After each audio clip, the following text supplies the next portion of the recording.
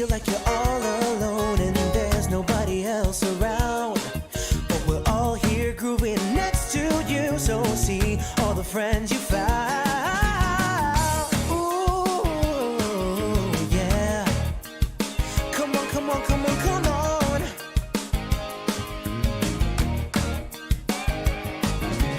Here we come, here we are. Now clap your hands with me. Say you will, say you can. Clap your hands with me. Oh, I'm multi-turned on. Hello, everybody. Welcome. I was counting down and I pressed the button and I was like, wait, no, which, because I'm using my Stream Deck, I'm like, wait, no, which button do I press? Because it's not my normal button. Hello, everybody, and welcome. What is your normal button? It's usually on a different page. I've got like 3 pages of buttons.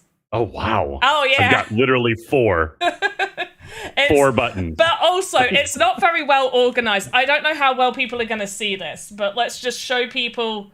Okay, I'm excited to see it. So this is my Stream Deck. So on this first page, everything is filled. But then you go to the second page, and I've got a big clump in the middle, like kind of like a Z shape. And then you go to the third page, and I have buttons on there. And it's because I'm like, okay, so the third page is when I do AMAs. Ah. The second I see no pages. I just see VoxEdit right now. What? Oh, it's because you're looking on Restream. You'll catch up in like 10 hours. Oh, you're holding it in your hand. I am. Gotcha. Yeah. I swear I've done this before. I promise. I promise. Oh, you were expecting me go. to get my Stream Deck. Oh, well, yeah, I could have done that as well. And then the second page is for live VoxEdit contests, as well as Voxel Wars, but it's also got some of my VTs on there. So sometimes I have to switch between 2 screens. And then the first page is like my personal stuff and Sandbox stuff. And it's kind of like half and half. As well as the Shame Bell is on this page. But we never have to use the Shame Bell anymore. I really want one of these. I want one because I want to put the emotional damage button and the golf clap on there. Yeah, do it. I feel like the golf clap and emotional damage, those 2 things happen on a regular basis. They should really be used more. Honestly, if the audio is on Stream Deck, I might add it on there because I feel like there's more emotional damage than there is shame bells anymore. So maybe we can have a little look at that. But hello, everyone.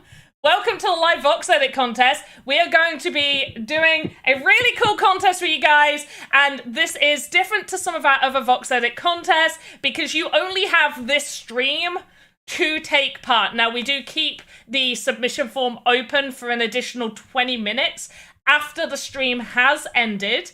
We will constantly show you the contest rules like this. But like, here are the contest rules, and you can read them, and we'll show them, but I'll also read them. It's already kind of ruined the theme and everything. So, let's just get up what the theme is for you guys. The theme is crazy chairs. Crazy chairs? Crazy chairs. What does that mean to Panda? Just make a crazy-looking chair. A crazy-looking chair. So, we're not talking about like chairs from like an institution. We're talking about just wild and wacky and out there chairs. Yeah, out there chairs. Gotcha. Yeah, I mean, you could do an institutional chair. I like that. But like one that's got like arms that are holding you down. Yeah, definitely. Like a straight jacket and a chair had a baby.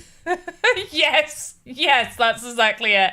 And then we always have a color, and this color needs to be roughly 60% of your assets. So but there's not like a fixed hex code, but as long as you use any type of orange. Orange. Crazy chairs that are orange. Yeah. Or at least 60% orange. Yes. The minimum of it does need to be, the maximum color of this chair does need to be orange. So let's go over some of the rules. And I spelt create wrong, so we're going to ignore that because I typed it real last minute. But create crazy chair asset. So create a crazy chair. I will also be creating a crazy chair along with you guys. Use orange for 60% or more of the asset. If you want to do 100% of the asset orange, you can, but a minimum of 60% needs to be orange. Everything needs to be made within these 3 hours. You can start right now. You cannot import models over. Now, technically, I have no way of knowing whether you do, but like, you know, honor system, people. Honor system! Must be under 5k faces and 175 nodes. So, our usual guidelines. These are our normal VoxEdit guidelines, so stay within our normal VoxEdit guidelines. And 1 bonus point for any custom animation you may add to your crazy chair. And that's how we're gonna say it. See, I don't know how I was feeling about this theme, and then you said what you said, how you said it, and I was like instantly, okay, she won me over. You're like, crazy chairs? Gosh, no, that's awful. And then I go, crazy chairs. And you're like, yeah, done. Every time you do it, I get a little more excited too, so. Because you can't wait to see what those crazy chairs look like. I could have swore I could have swore I had a live VoxEdit folder. So I'm gonna make a new one. Okay. And this is where I make it, and I'm like, where did it go? Do I know the alphabet? That is the question. There it is. I don't. I never have. I used to work at one of those, like, I know they still have them, but it was a record store, you know?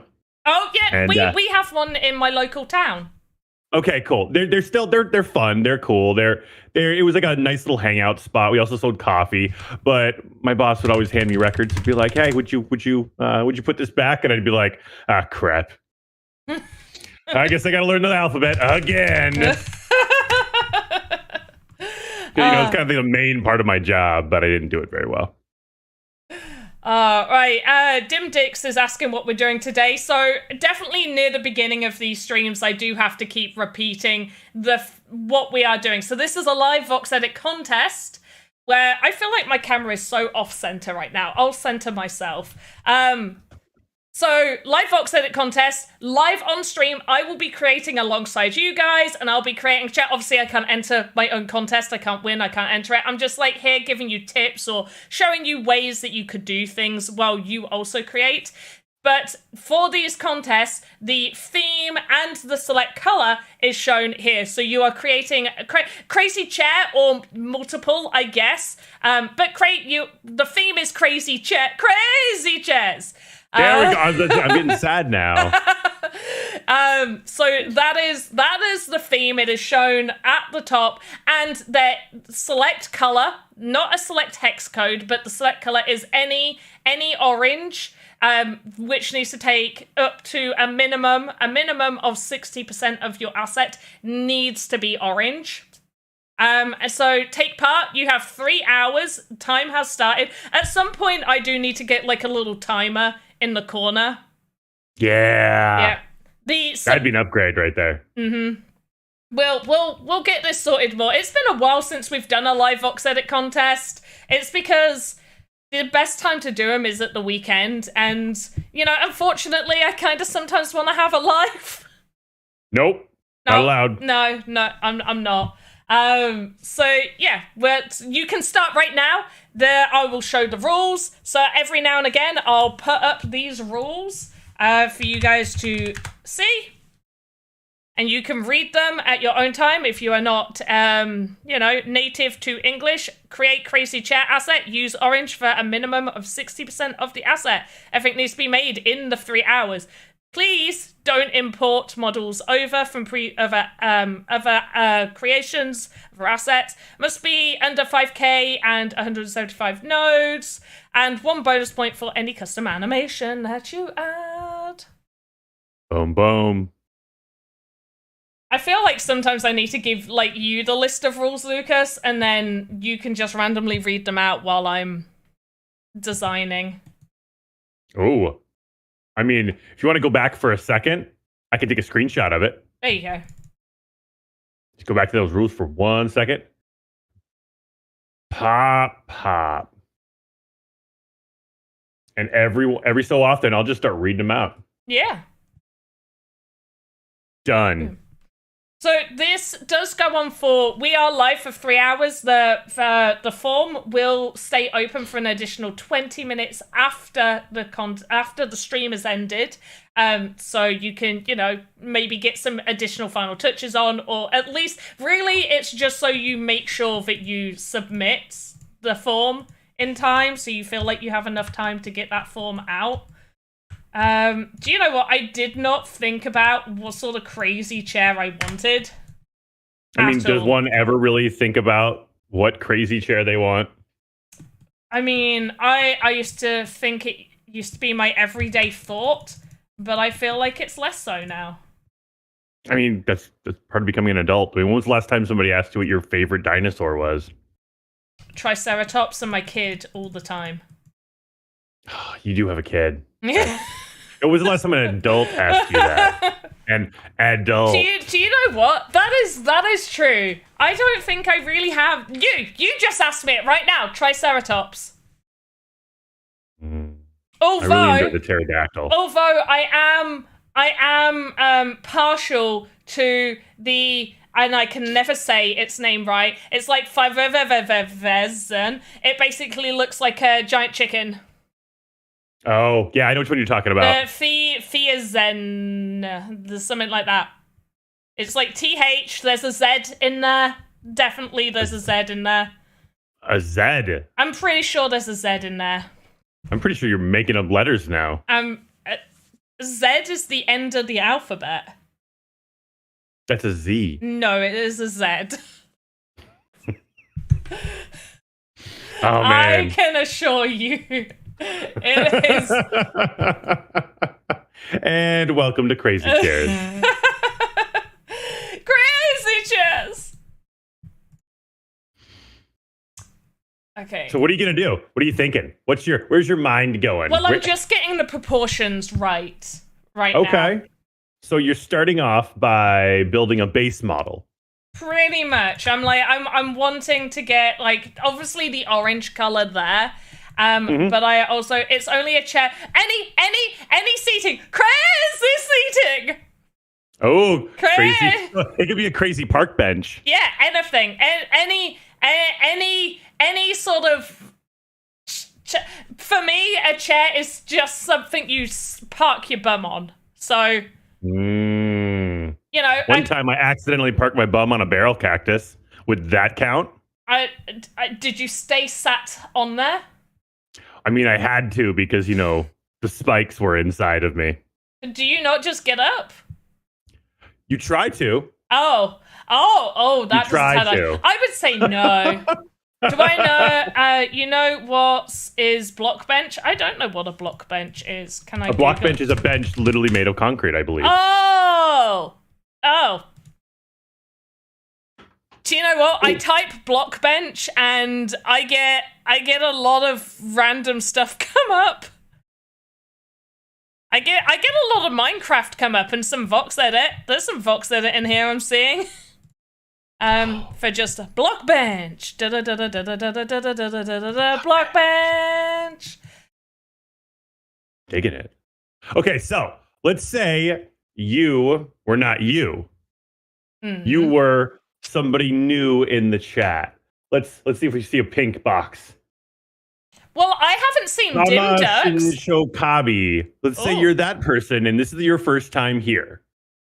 How would you start the creative process from like, okay, I need to get started right now. What do I need to do? Download VoxEdit. Okay, let's say they already have VoxEdit. Okay, you already have VoxEdit. So you want to, I would say, for this particular thing, because we're going for crazy seating, you're going to want to be on the animator. You don't want to be in the modeler. I barely ever use the modeler. Like, I used to use it all the time. Right. I don't anymore. So open up the animator, and you're going to want a control node. First of all, I always tell people this, always have a control node. And that's because it allows you to move your entire project off of that control node, which is good for, if you need to recenter something for pivot points and fun things like that. Although, I don't know whether you want to keep this asset that you're creating. And then I'm doing the main chair. So I'm going over to new VXM and I am just creating the base of my chair. For me, a good height for chairs is, I'm just double checking what I did. That's 31. So I think a good bum height is anywhere between 30 to 35 is a good bum height for a chair. Now, is that around like half of an avatar or something like that? Yeah, so 34 is half of an avatar, but I feel like the upper half of the avatars are much bigger compared to their lower half, so I think their legs need to be a bit lower down. A terrain block is also 32, 34... 32 is half of an avatar. Yes, 32 is half of an avatar. So you want the height to be 29 to 35. Sorry. Okay. Roughly. But do go check in Game Maker as well. You can, import it, blah, blah, blah. You can upload to your workspace and quickly check in Game Maker. And because I feel like the theme is, can it be animated? Yes. You get 1 bonus point if you add custom animations. Uno. Reverse. And if you did see the tweet about this live VoxEdit contest, and if you have taken part in the past, you know that the prize pool is roughly 1,000 sand, which, depending on how many submissions we get, it either goes to a top 3 or a top 5. Every single time we've done this, we've had enough submissions to do a top 5. But I have a surprise for you, and it's only for you guys that are here. For me? But no, yes, and for you, Lucas. I am going, because we haven't done a live VoxEdit contest for a while, I'm going to add an additional 1,000 sand to the prize pool. This will include participation prize. To be eligible for the participation prize, you just need to make sure that you are actually submitting a crazy seating. And We have a really good question. What is it? Can't crazy chairs be whatever size, like crazy size? Oh, I 100%. said yes. Yeah, 100%. Okay, just making sure. You can do any sized crazy chair. You could do a giant crazy chair because they are crazy. And there are giants out there. Yeah, maybe there's a giant in your experience and they want maybe their own chair. Maybe their bums are on their shoulders and they sit really weird. Oh, because that would aliens. be great. Yeah. Who's to say? And I will say as well, if you want to use things like Pinterest and everything for concept art, definitely do. I know I have done in the past. I like that. Oh, and now I have... Oh, it's really funny that you said about a cactus, because I just looked up a crazy chair, and I don't mean to trigger any memories, but... Salt in an open wound. But look at this cactus-themed chair! That's awesome. That's awesome. You see, I don't begrudge the noble cactus. It was my fault. I was the one that, encroached on their personal space.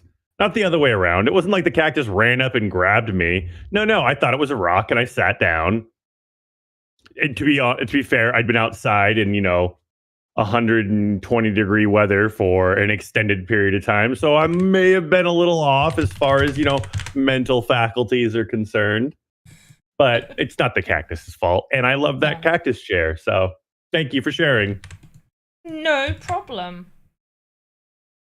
Okay, so I'm going to try something different based off of this concept art that I've just seen, and I would be a fool not to say it. Not the cactus, a different one. I have found something amazing, and I got to do it. Okay, I'm actually just going to delete all of that. Delete.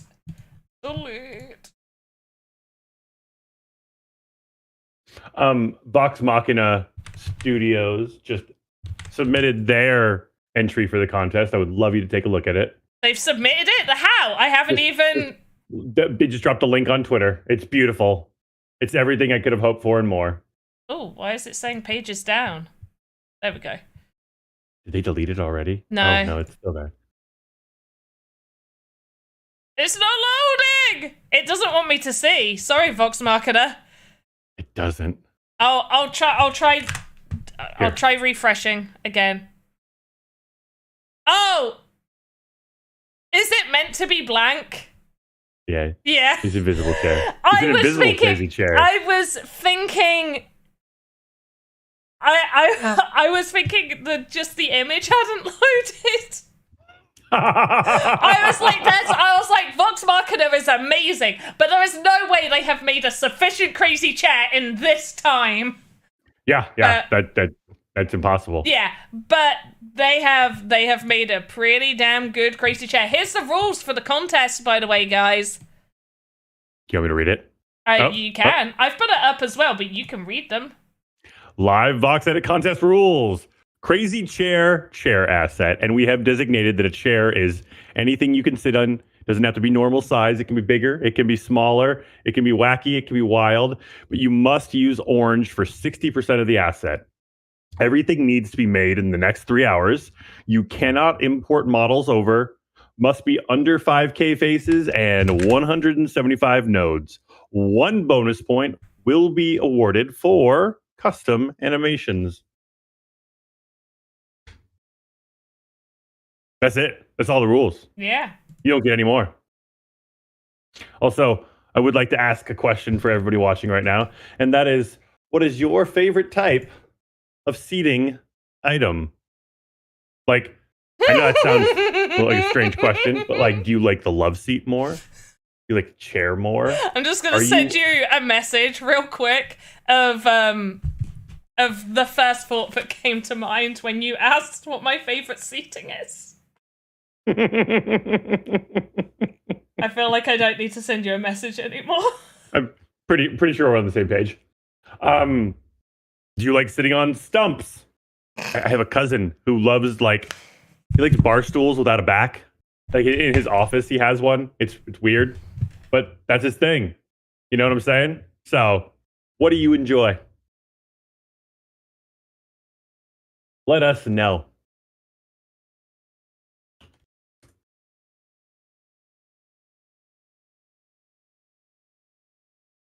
A good gaming chair here. Panda is probably a throne or something.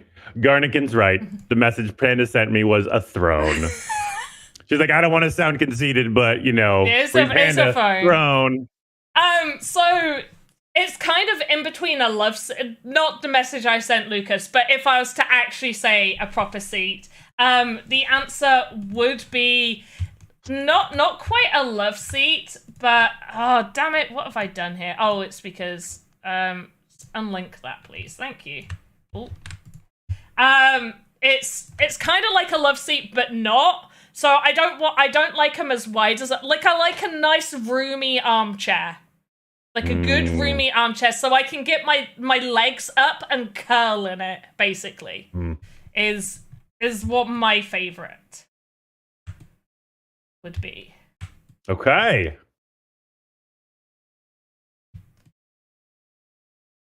I am pretty happy with what I'm gonna create here. We are creating crazy seating. Although I am partial to a throne. I feel like when I get married, I will definitely have a throne to sit on. So, that's funny you'd say that. One of my buddies, when he got married, his wife jokingly said that when they first started dating. And so, leading up to the wedding, him and one of his best friends started making it like a throne, like a legitimate full-fledged throne. And they used a good chunk of the wedding, like the decoration budget for the wedding to make this. So like at the wedding, she walks in and he was in charge of like seating and tables. And it was like plastic chairs and like everything looked really cheap. And she was a little like frustrated at first. And then he explained it to her. He's like, well, I had to go cheaper on the budget for those because I used most of the budget for this. And he had like that, like the magician paper around it. And so he lit it and it turned on, like lit on fire, but it was that quick puff of fire and then it was gone. And it was just a magnificent golden throne. And she was so happy and excited. And they still have it to this day. It's in their living room right now. Oh, that's amazing. Yeah, it was one of those things where she's like, we're never getting rid of this. You know that, right? And he goes, I put so many hours of work into this. Even if you hated it, it would be in my office, if nowhere else, because I am not getting rid of this thing. That's so lovely.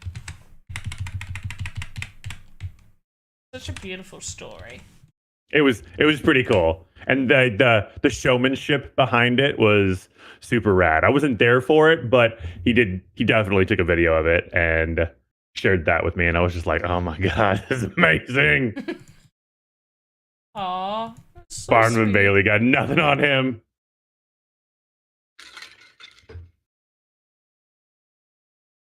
Okay, so what are you doing right now? Yes. I have messed up the entirety of how I've done my control node, so I think I might kind of just do it again. So you can start over. It's still pretty early. Yeah. Well, yeah. We got 3 hours of this, or 2.5 hours, baby. Oh, which is absolutely hilarious that I say that. It's my kid's fault. He's just got a new bike. He still has like stabilizers on, but he had a balance bike beforehand, so we took his stabilizers off today for him to practice. He's still wobbly, Nice. but we'll pop him back on when we go for proper bike rides. But we've been going for like nice little evening bike rides, and he starts like to pick up a little bit of speed, like enough where I have to constantly be pedaling to keep up with him, as opposed to, pedal a little bit and then just kind of glide along. And when he goes faster, he's like, I'm getting some speed up, baby. I'm like, where did you come from? That is... do you think he got it from like a cartoon? A show? I don't know. Radio? Radio, maybe? Not a clue. The reason I said it with such a huge question mark after it was I haven't listened to the radio myself in probably like 15 years. Oh. I mean, I have one in case of emergencies and I need to turn it on, but it's literally like an emergency radio. It's like a hand crank. Ooh, Garnican asks a great question. He says, anything we should be mentally/software prepared for regarding turning the results in? It's been a long time since the last time. So let me just double check. Really, I try and make it as easy as possible, so you can just send in an image of your asset, but sending in an image of your asset instead of doing like going to Light Tracer, so like literally like screenshotting it is just an image. You can just, zoom out. You can make it look pretty. You can use one of these things, turn this off, and make the background look pretty like that. You can dang! Oh yeah, did you change the background color? Yeah, that was semi-new, I guess, on one of their last updates. But yeah, you can toggle through and you can turn those bits off, so you can. That's wonderful. You could choose a nice color. I wouldn't choose the orange background for your orange asset. Yeah, I was gonna say contrast is important. But yeah, you can just send in an image. However, if you have done custom animation for that one bonus point, then you probably are going to want to like pop it over to Light Trace Render and do like a real simple little render of showing the animation you've done. Or I think you can use easygif.com if needed. And we will be putting the submission form out within the next sort of 30 minutes. I just don't believe anybody should have a decent enough chair to win done in an hour, in less than an hour. So that's why we don't put it out. One bit of advice: if you have a Windows PC and you're working in Windows right now, Windows comes equipped with snipping tool. Yes. Snipping tool can take images and it can take screen grabs of a video. So you can do a video with that one as well. So if you're familiar with snipping tool, I didn't know this until recently that you could actually do video with it as well. I didn't know you could do video with it. I've never done video with it. I didn't know that until like the other, like I think it was like literally a week ago. At the very top left corner, there's a picture of a camera, and then there's a picture of like a recorder. And I was like, I wonder what this button does. And then it started recording the whole screen, and I was just like, oh, nice. Yeah. But I believe that's a straight up video. I think it's an MP4 file. Actually, I'll tell you right now what it is. So all I'm doing right now is I am creating the neck to my chair. You might say, but Panda, chairs don't have necks or bodies. And yes, they do. To that, I say... I say the nay-nay? Yeah, I say the nay-nay. They do. You've got me questioning now. Do they have necks? Who's got you questioning? You, saying yes they do. Yes, they do. Chair has a neck. Chair also has a back. I know it has a back. It has a neck? What's the neck of the chair?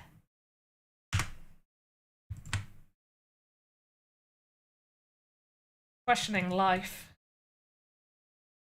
It's life, Jim, but not as we know it. Not as we know it. Not as we know it. It's life, Jim, but not as we know it.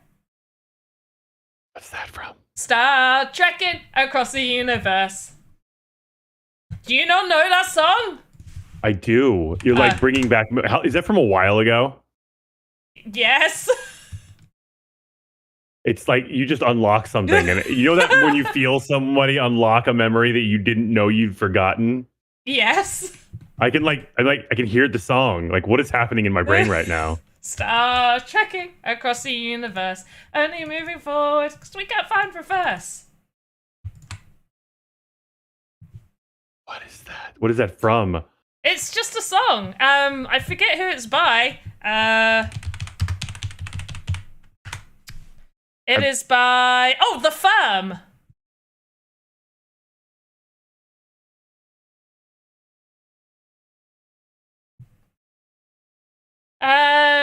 But yeah, that's everything that you should be aware of for this contest. Also, don't forget as well, like, if you want a little bit of feedback to what you're creating, then do obviously post on Twitter, tag me and Lucas or both of us, and VoxEdit, because, you know, VoxEdit is always interested in you. It is. Mm-hmm. And if you would like to, you can also use the hashtag made in the sandbox. Hashtag made in the sandbox. Yes. Hey, Suku 3D Artists is over on X.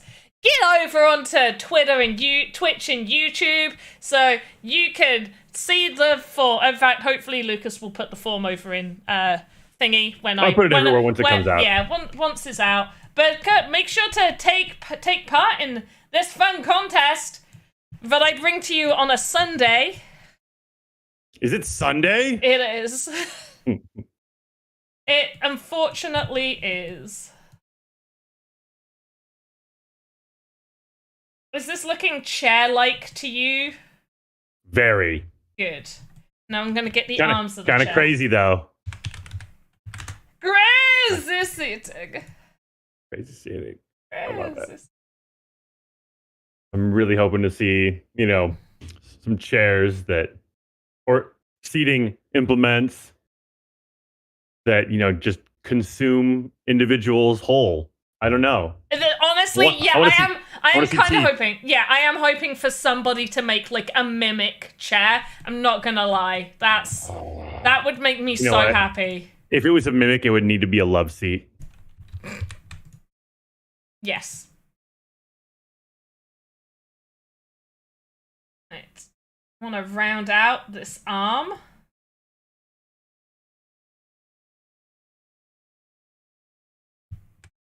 Yeah. So DD over on YouTube asks, the Sandbox game is a program for 3D modeling, or is this an ordinary game? So what the Sandbox is it's kind of both. It's a game, it's a program for 3D modeling is what we're looking at right now. This is VoxEdit. So we're designing the individual assets that would go into the larger program of the game. So it's actually two programs in one. So yeah, so the Sandbox in essence is why am I not caught up with, where was that question? That was over on YouTube. Where did I miss it? How far up was it? Oh, there we go. Yeah, so the Sandbox itself is a social metaverse. That is what like the Sandbox game is. But within Sandbox, there are two main free-to-use softwares. VoxEdit is one of those free-to-use softwares, and it's where you will create all of the assets that you see in people's experiences. Some people obviously may not know how to create assets, so they might buy some from the Sandbox game marketplace off of other users. But these tools are free to use. They also have a second free to use software, which is Game Maker, where people build their experiences. All of this is completely free to use.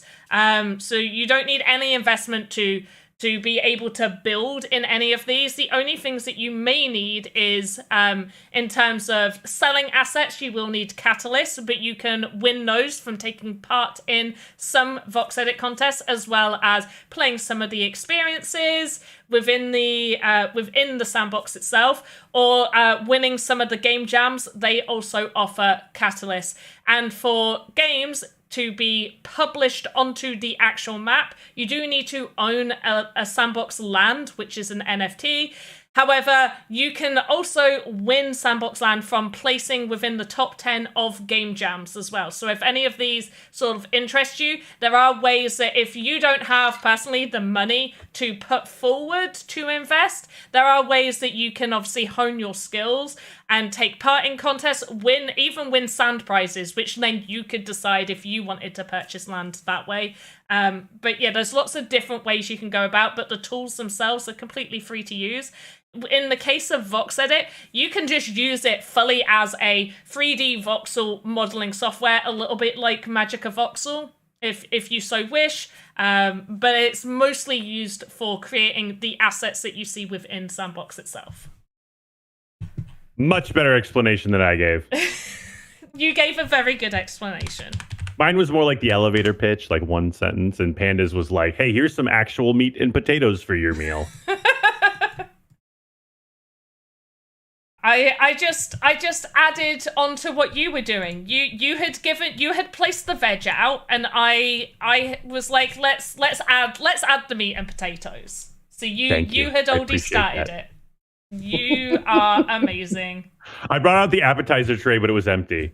I was like, ha, just joking. You don't get any food, even though you're hungry.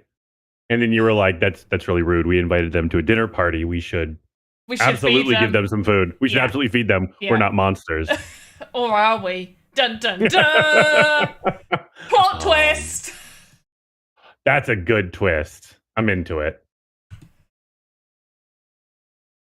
Oh, wow. Your chair is really coming along, and quickly. Thank you. So one of the cool things about watching you and Alex and V and everybody use VoxEdit, specifically VoxEdit when it comes to the Sandbox, is it's kind of given me insight into older animation, like what they used to do back in the day, because they weren't able to have something kind of extrapolate for them. There was no guideline to give the animation. It was all done by hand. It was cell by cell. And because I've watched you guys do this, and because I've seen, like, okay, now let's watch this go through an animation cycle where you actually push play and it goes through the cycle, and then you change things, you alter things. I went back and looked up like older animation styles of stuff, and we've come so far technologically, and it's just really cool seeing the differences and seeing what's possible now in a much shorter time frame. Yes, yes. Yes.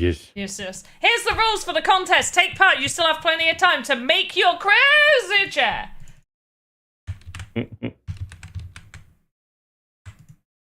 And by chair, if you're just joining us, we mean any seating implement. Yes. It can be a chair. It could be a love seat. It could be a sofa. It could be a bench. It could be a stool. Whatever you want it to be. Wait. Let's not go crazy. A stool? Stool?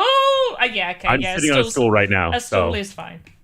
No, I'm not sitting on a stool right now. That'd be for 2 hours. That wouldn't work.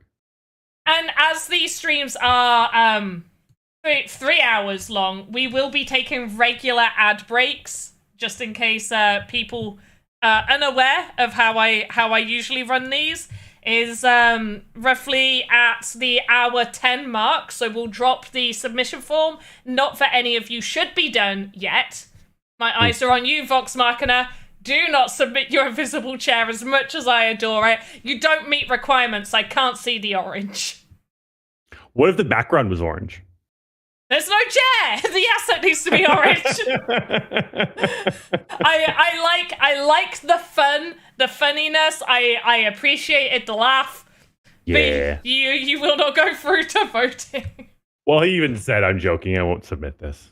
Oh, did they? I didn't see. Yeah. I know that they are a big professional. So. Oh my goodness, their experiences with cold cut and cheese lately. Oh, that's so good. It's so good. There's time, there's effort, there's blood, sweat, and tears that are putting into it, and it's abundantly clear. And it always makes me happy to see an entry of theirs pop up. It almost, because of how good, level of amazing their experiences are, it almost makes me extra critical, because I'm like, you're always producing good things, and now I want you to produce the best thing I've ever seen in my life. And I'm like, I always end up having to be like, rein it in. You gotta. That's fair. You have expectations. Yeah, you gotta be good. You gotta be great. You gotta be amazing. Be the best that you can be.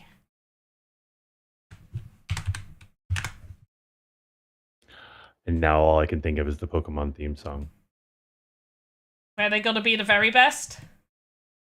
Something like that. I mean, I don't know. Is that how it goes? I think maybe a little. I'm not. What's this Pokemon you speak of? I don't know. Nah. Fever dream I once had. I can see that. I mean, if you were to think about it, if we were to go into the past and describe Pokemon to someone, they'd be like, "Yo, you're a lunatic." There's these monsters, but you keep them in balls, right? How do they get into the balls? And you're like, they don't ever explain that. But it's not important to the story.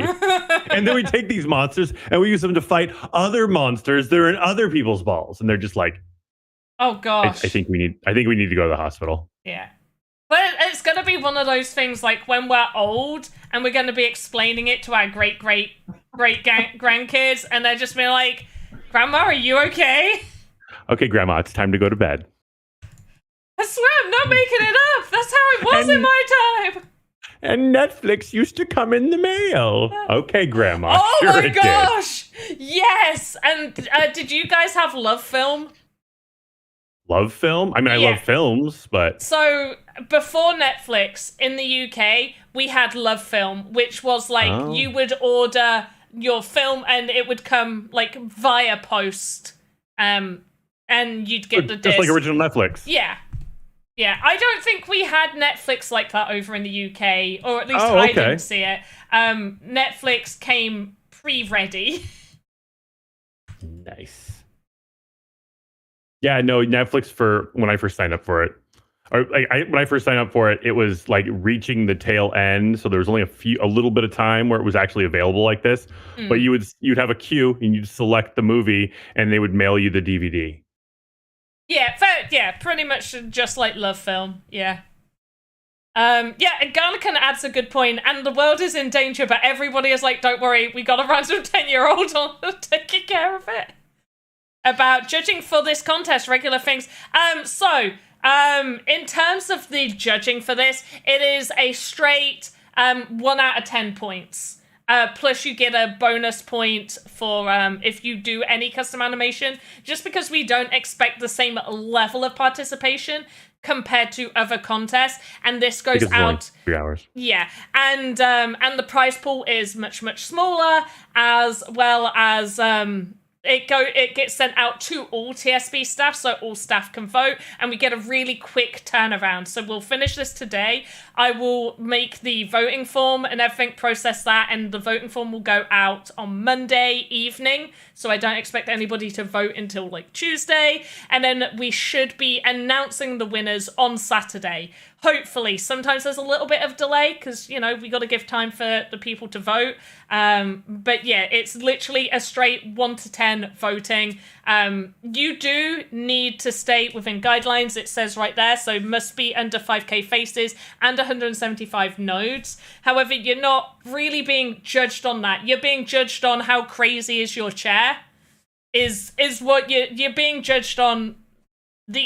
Just literally the asset. Like, hey, out of points of 10, how crazy is this seating?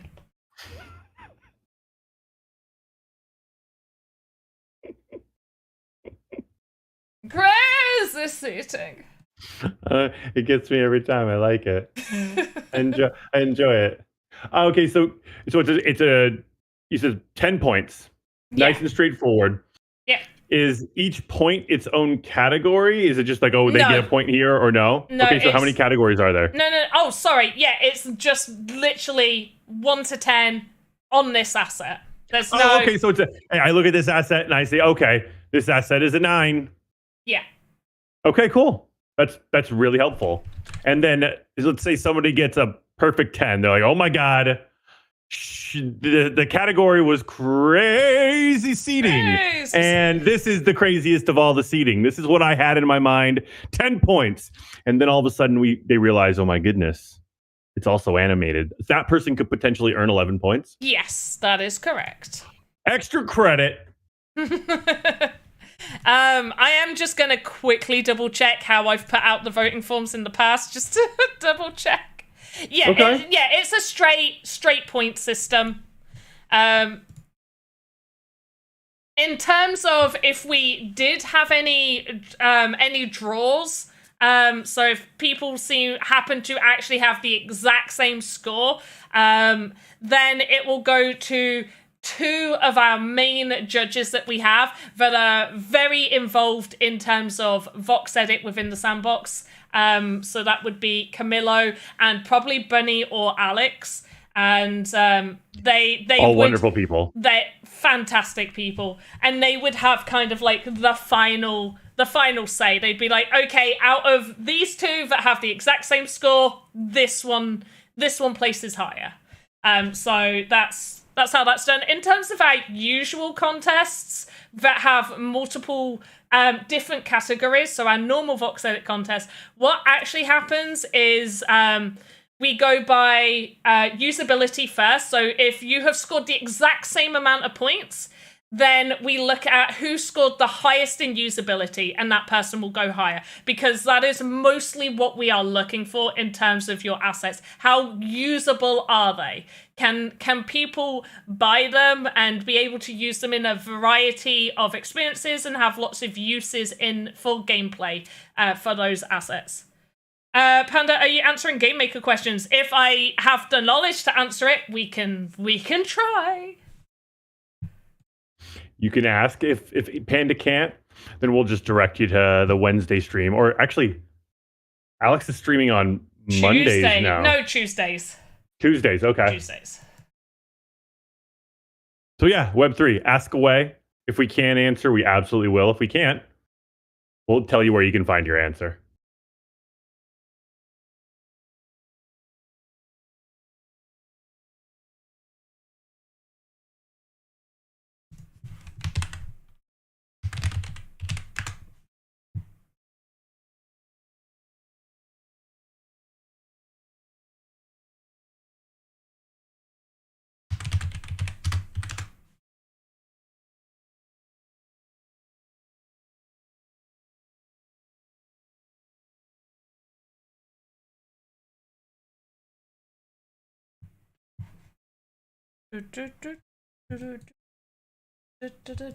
Crazy chair. I didn't mean to duplicate that. What did you mean to do? Not duplicate it. Okay.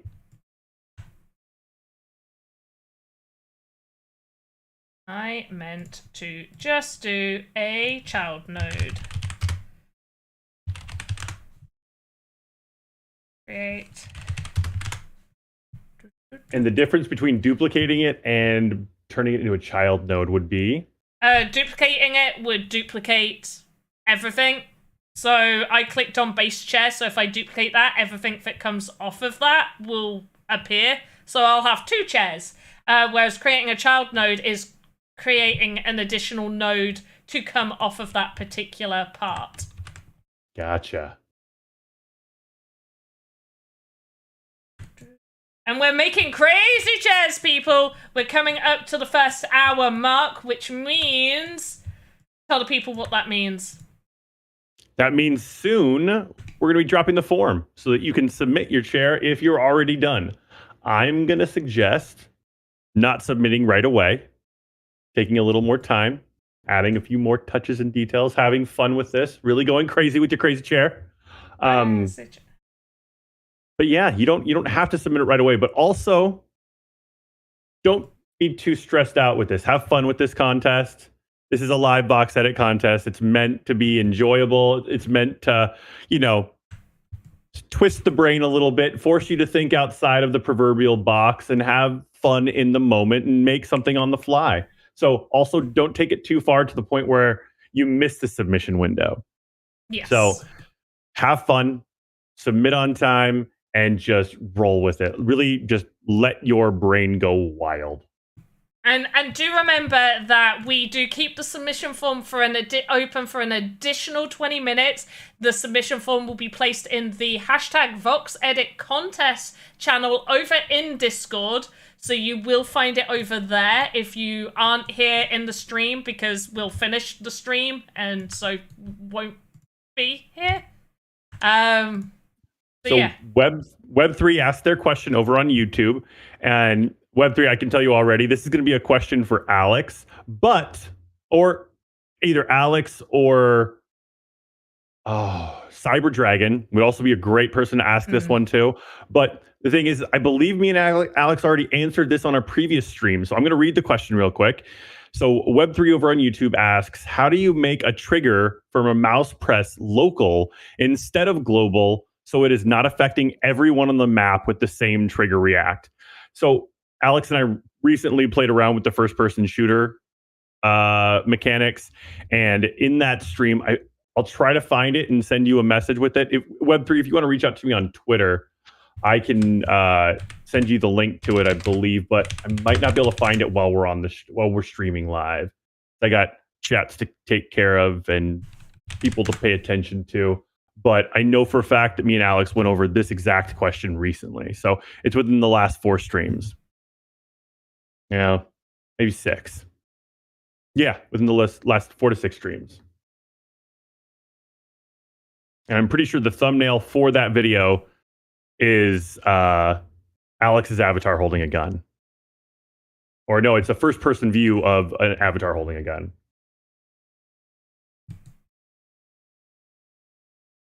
I feel like the answer might be something to do with making it single-player mechanic thing rather than MP, but I don't know. Sorry. But Alex knows. Yeah. And Lucas gave you a very good answer there.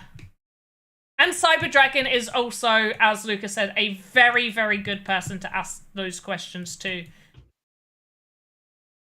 Yeah, Cyber Dragon's wealth of knowledge seems to be bottomless. He is incredibly talented and giving with his knowledge as well. He's a lot of fun to engage with. If you've never checked out his stream, by all means, please do so. He goes over different concepts every show, but it's always about advancing the world that is the sandbox. So if you're looking for cutting edge gaming efforts, his stream is a wonderful place to find that as well.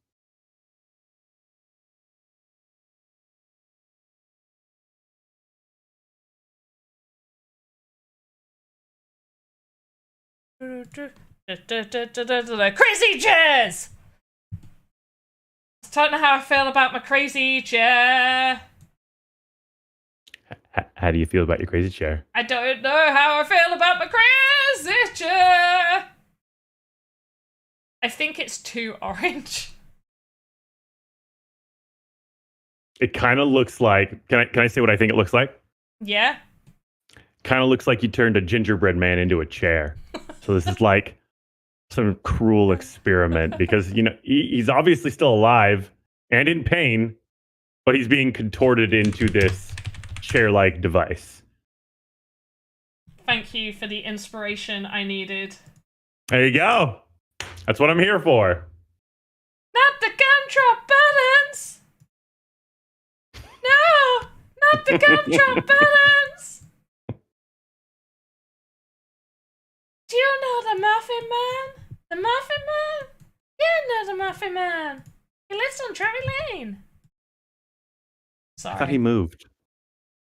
He did, but we don't talk about that anymore. Oh, okay, fair enough.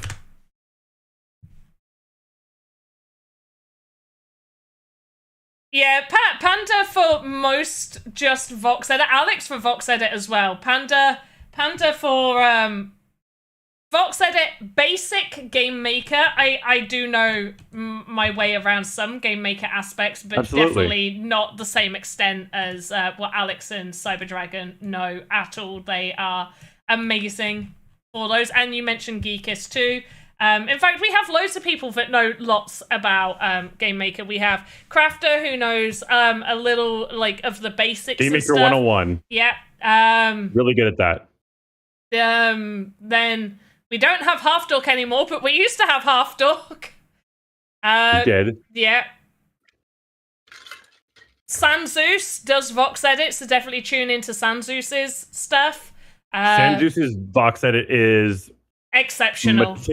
It's exceptional. It's meticulous art. You get to see his craft from beginning to end and how he does the incredibly complex things that he does. He has an art background, so he walks you through his planning and his staging and his color selection. I mean, the whole 9 yards. But that's a lot. That's more of an advanced VoxEdit type situation than he doesn't really do a whole lot of basics at all. I think he'll answer those questions for you if you ask him nicely, but it's more about watching his process. It's Team Sebga. Not too late to join. You still have 2 hours. More than enough time to make a chair. I should have made this much more difficult. I just didn't know how much, because I create with you, it's not like Voxel Wars where I'm, being a presenter here with Cheer. Yeah, with Lucas, where we just get to comment on what other people are creating. I also create at the same time and, show you guys a few ideas that you could do, or ways that you could build things. Or you could just watch the process of what I do, and maybe you learn something from that as well. And it's a Sunday. I'm a little burnt out, so I wasn't too sure how hard I wanted to make it because I'm still hey, I have to create alongside you guys. Brain power is a thing, and it's a finite resource. And mine is all gone. Sometimes you just reach the end of the week and you just don't have anything left in the tank. I definitely get there on a regular basis. And Sunday is my day to just kind of stare off into the distance. I did stay in bed until 10:30 this morning. I woke up at about 9:30 and I just kind of laid there. And then I was yeah, I'm just going to peruse TikTok and just watch some. I don't know if other people get these ads on their TikTok if you watch TikTok, but I keep getting the ones for those, Waterpad? Waterpad, like a water park? Or the device you put in your backyard that you run through? No, Waterpad, as in Waterpad stories. So, it's self-published. Usually they're werewolf fan fiction type short stories people self-publish. Okay. and usually they have very similar love tropes. It's usually like very love story stuff, like, you know. I don't want to be mean to any, because I read them as well, so I'm being mean to myself, but kind of just not great stories. But it's nice to fill your mind with some, not to be mean, but some shit sometimes. No, sometimes you need something that's completely detached from whatever your reality is, so that you can just refuel. And in all fairness, some of them are really good. There's a few self-published stories that I've read where I've been like, this is really engaging, this is really good, I am really enjoying this, well written. Some of them are not very well written, but I don't read it for how good the writing is. I read it for the love story and the love trope. It doesn't matter if there's like 20 that go the exact same way. I just, new character, new love, let me read it. But on TikTok, I keep getting these ads for basically these short stories. And some of these are ones that I have read that have now been turned into really rubbish, like Darman style little short videos, like episodic videos where they're like each episode is a minute long. I have paid like 20 quid to unlock for the month to be able to just watch them nonstop, because otherwise you have to like watch ads and like wait the next day to earn the coins to unlock each chapter, and each chapter is like 1 minute long. And that's horrible. I hate it. Yeah, I hate it. They're so funny.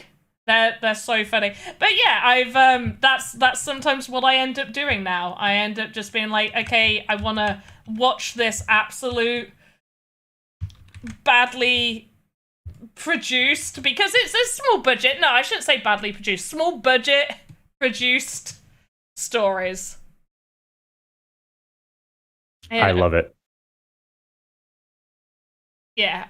I'm trying to word it so it's not like I enjoy them. But I don't want to insult it, because I am also the person that's watching, but it is low budget, and sometimes it is laughable. You know, when you're watching something bad and you're just like, oh, okay, but you keep watching it because there is still something good about it. Mm-hmm. I don't know. But yeah. No, I understand exactly what you're saying, and I will give a counter argument to what you're saying here. And actions speak louder than words. And one of the heaviest actions people can take is by using their wallet. And whatever you have said leading up to this point, you also let us know that you paid actual money to utilize this surface, meaning you found it to be valuable enough to spend your hard-earned wages on, which in my mind says it's the highest compliment there is. Ah, well, that's one really nice way of looking at it. I mean, I don't spend money on something unless I truly desire, value, or appreciate it. There's no middle ground for me there. There definitely is for me, because I have an addictive personality to the point that if I am watching something and I'm like, I want to get to the end of this series, I will pay to get to the end of it because I need to complete it. I'm like a completionist. So I don't want... I binge watched all of them. So they released Bridgerton Series 3 in 2 parts. They released the first part of Season 3 like last month, and they released the second one the other day. The second part, like literally, I think it was Thursday, on the 13th, whatever day the 13th was.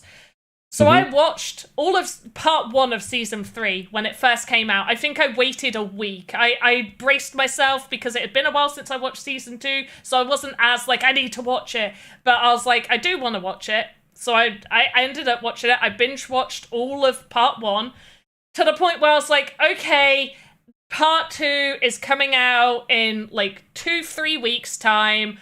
I'll just watch from Season 1 again, and I'll spread it out. And I spread it out a little bit.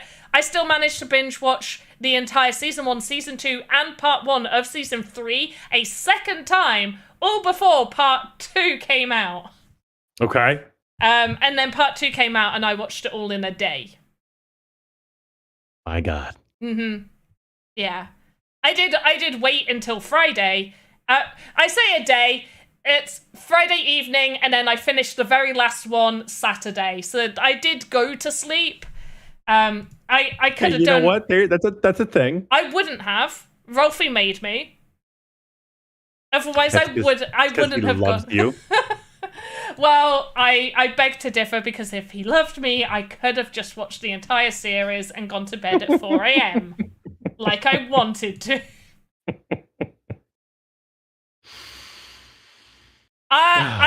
Lucas, are you typing as the Sandbox game over on YouTube?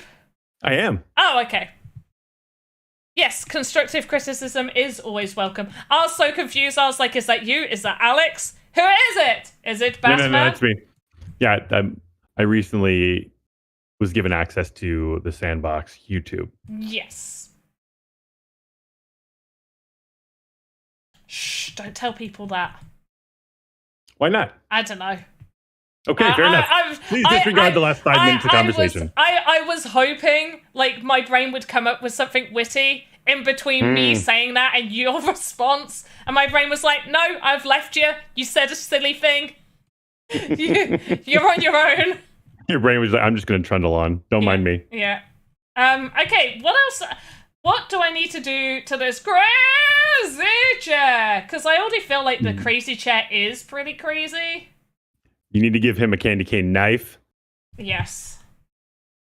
But like, not like a proper knife, like a shiv. Then the chair is crazy, but also mental health is a serious thing, and everybody should make sure to take care of themselves, talk to people, hug your loved ones, and seek help wherever and whenever you need it. But also, crazy chairs! Any type of seating implement will do.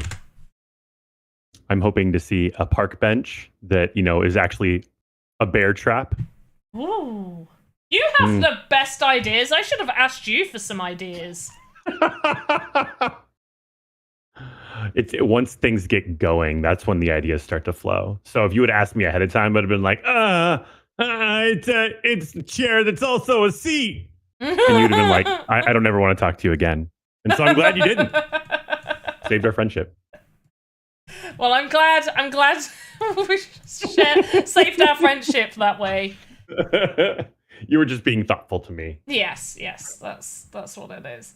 Right, he should definitely be holding it in his arm. So what I'm doing with a lot of these that people may have noticed is I am creating separate nodes off of other node sections. So like we have the control node that controls everything attached to it. I also have things like the thigh. I have the thigh as the thigh node. And then I have the models themselves as child nodes coming off of that. And that's where if I ever decide to move or if I wanted to duplicate a section, I can. So for the candy cane, I actually have the candy cane node coming off of the arm, but I'm going to have all the candy cane pieces off of that. So if I just want to move the candy cane whole section, I can. So this brings up a really good point. So what Panda's describing right now is an organizational hierarchy for your design.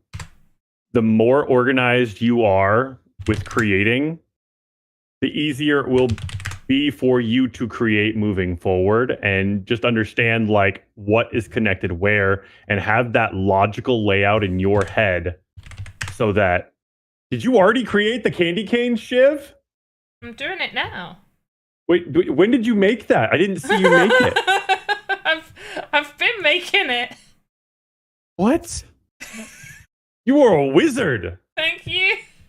You're a wizard, I'm Harry. sorry. I got distracted because of, Panda's black magic. But yeah, so the organizational hierarchy can be really helpful for everything you're doing moving forward. So it just makes putting it together, having it there, moving it around, animating it, it makes it all easier and more efficient and effective. Your time will be better spent if you understand how you're putting things and where you're putting things. And the control node. So if you select the control node, you can just move everything, correct? Yes. Okay. What are you stretching it? What?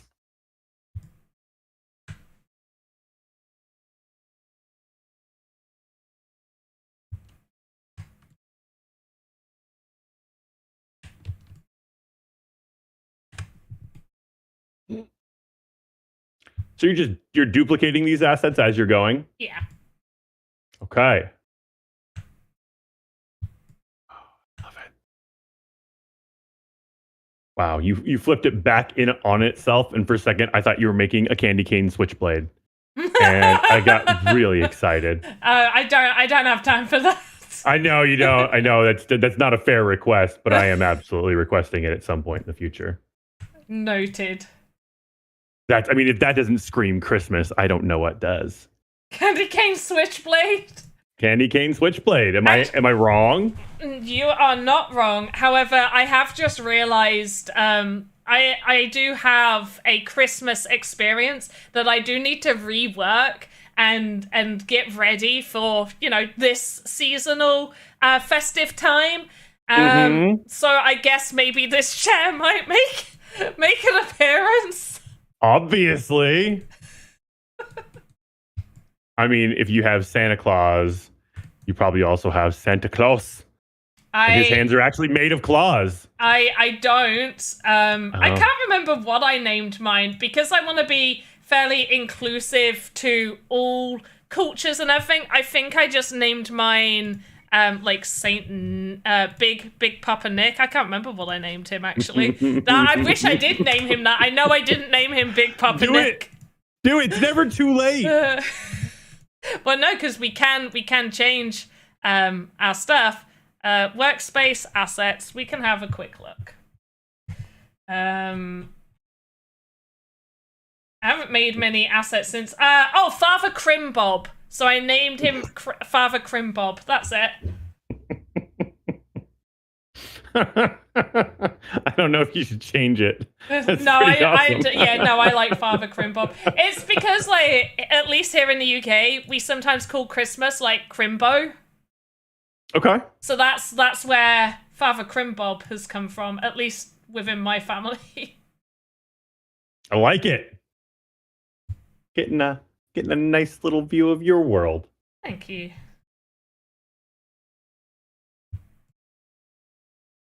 Candy cane shiv. There we go. Oh, damn it. Yeah. Candy cane node. Come here. Oop. See how now we move all of that? We move it all. Love it. Oh, I'm frozen. I am frozen. Cool. Oh, no, not in a nice frame. Disagree with that. I think it's break. Wonderful. Now's a good time for an ad break, so we'll play the ad break while I fix my camera. Okay. And I'll mute me and you. Where's my mic?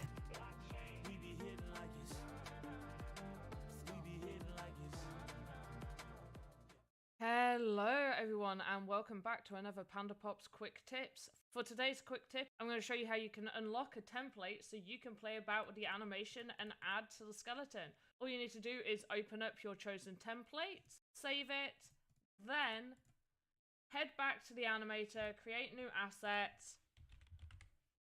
name it whatever you need to name it, and then off of the root over here, we do import hierarchy, find that original one you saved, and there we go. We've got all the animations open, and we can now add child nodes and all of this down on the skeleton. Here is a Panda tip for you guys within VoxEdit Animation. Many of you are wondering how you can go about hiding and making things just appear, much like this bit of smoke right here. So we're going to select just this one in particular. So what you're going to want to do is you're going to want your item hidden inside the main asset. So I've got it hidden in the fireplace. You can't see it from underneath, see it from the side. And we move our arrowhead right up until the point that we want it to appear. We press this, and then the very next frame, we also jump it to where we want it to be.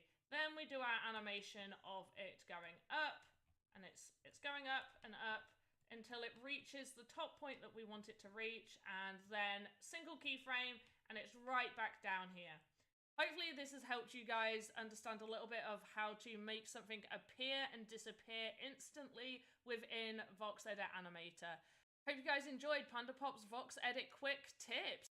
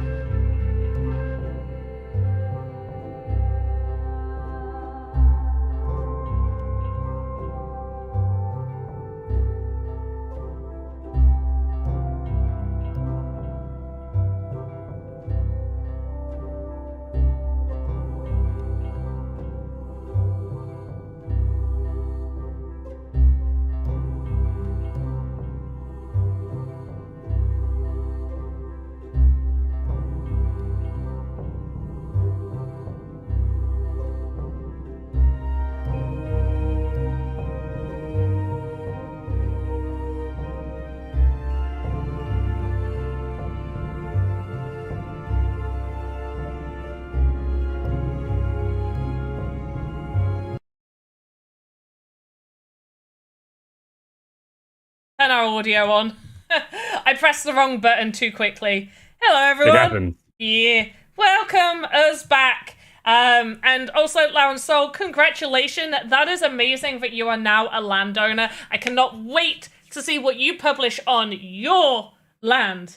But for today, we are doing a live VoxEdit Contest. These are the rules. Create a crazy chair asset or any sort of seating implement. I don't think implement is the right word, but sure, let's go with that. They know what you mean. Yeah. Use orange, the color orange, any color orange for at least 60% of the asset. If you want to use it for 100%, you can, but at least 60% of your asset needs to be orange. Everything needs to be made within these 3 hours. Please try not to import over models from other creations. It's an honor system because I won't technically know, but please, honor now. Must be under 5k faces, 175 nodes, and be within our normal guidelines for VoxEdit Contest. 1 bonus point for custom animations! Yay! And the submission form will be being dropped very soon. And the submission form will stay open for 20 minutes after this live stream. So once this live stream finishes, you'll have an additional 20 minutes just to make sure that you get your submissions in, and that submission form will be found over in our Discordo. Wait, I can only put the submission form in Discord? No, you can put it in chat right now, but that's, Okay. I mean, like, after the 20 minute, like, after the stream, Gotcha. the only place people are going to find it is over in Discord. Fair enough. I was about to drop it in the chat, and I was like, uh-oh. No, you 100% can drop it in the chat. Got it. So what are we doing right now over on this screen of mine? I have a gingerbread chair with a shiv. This is definitely a crazy seat. I can't wait to see what you guys create. And make sure, as well, you can post, like, even works in progress. Has anybody posted any works in progress? Please do that, because I do enjoy that. Vox Marketer did post a work in progress. They did. I'll show the work in progress right now. So this is Vox Marketer's work in progress. Absolutely amazing. I don't know how, and like, perfection. How do they do it so consistently? Honestly, do you know the only thing that this submission needs is a chair? That's it. That's all it needs. That's like the one thing it's missing. Honestly, that's it. Let's see if there's any others. I don't see Always any impressive. more posts. Like, I don't see anything next to anyone else tagging us, but please do tag us, like, in your works of progress, because I like seeing them. In fact, do it now. I want to see one in the next 5 minutes. 5 minutes, that's all you have to post me a work in progress. Anyone. And you will have my gratitude. Mm. You know, so I feel like some people kind of, like, laugh at the idea of, like, streaming could be hard work. But, like, it's... No, they absolutely do. Yeah. And they're absolutely wrong. It is really frustrating because it's like I'm talking to you guys for 3 hours solid, and I am a talker. I, like, sometimes, you know, I just don't stop talking. If I'm telling you a story, there is no, like, TLDR. There's no, like, in a nutshell kind of stories from me. It's like you will have every single detail possible within my story, and I don't mean to. Sometimes I try and keep my stories short. I don't always mean for them to go on and on and on. So I'm a talker, is what I'm saying.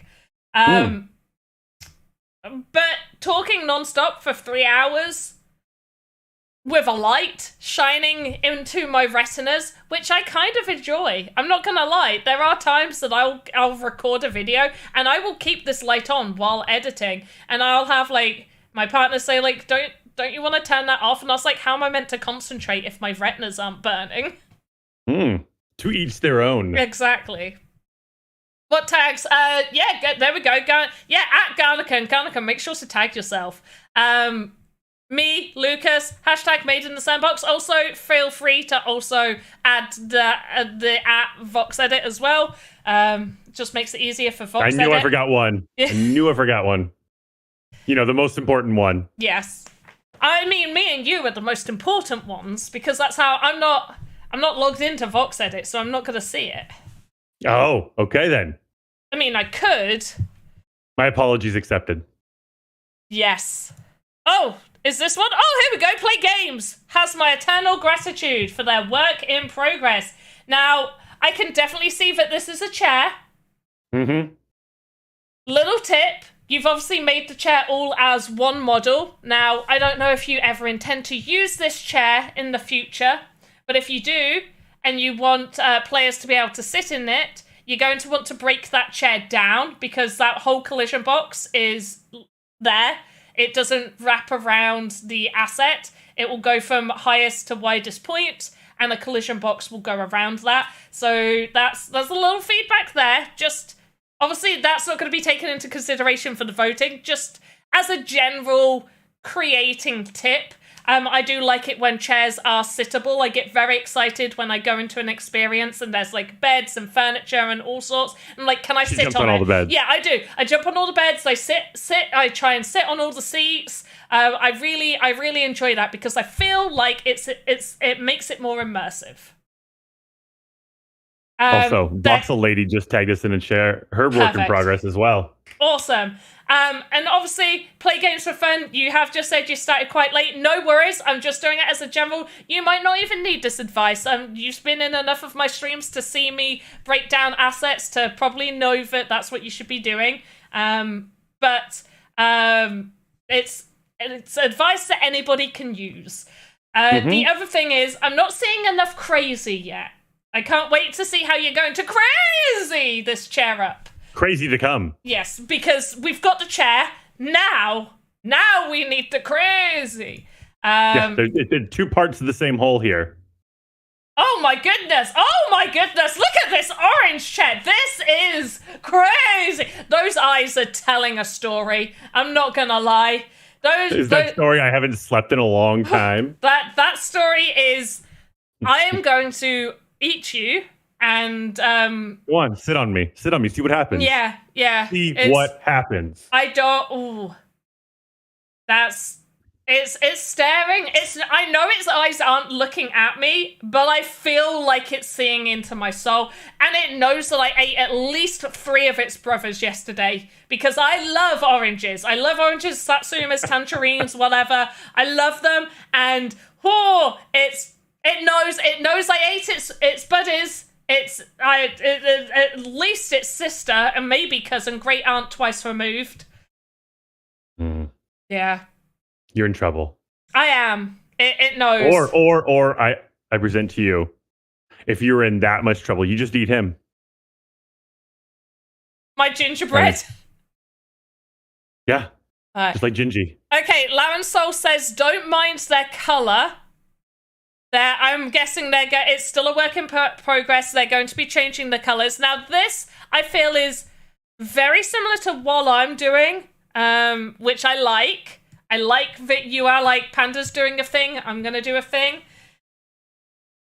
But it's like a person chair, and I approve of this message, other than the colouring, which you have already apologised for. I feel like this is like a human centipede situation that's about to take place. No. I'm just wildly uncomfortable. Oh my goodness, what is this? Wow. Pull it on in. So this is by Stala Gaming. Hello, Stala Gaming. I don't know whether I've ever seen you in one of these streams. You get a follow, my friend. This is a whole thing. Now, I will say, I feel like the colour is a little yellowy. You're going to want at least 60% to be orange. So orange it up. Orange, definitely the bottom. I can see the bottom is a little bit more orangey. Orange it up a little bit more. Oh! Knock, knock. Who's there? Apple. Apple who? Knock, knock. Go with it. Just go with it. Who's there? Apple. Apple who? Knock knock. Who's there? Apple. Apple who? Wait, just go with it. Don't worry. Knock knock. Who's there? Orange. Orange who? Aren't you glad those apples are gone? Yes. Very much so. They were very rude. I'm over here trying to sleep. I've worked all week long, and they're just knocking on my door. There's another one where it's Granny, and you do Granny Who a few times, and then it goes to Aunt, and then aren't you glad all those grannies are gone?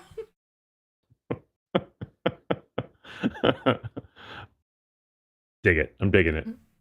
But yeah, this is a thing. I don't know what to say about this because this it really is a crazy chair. Yeah.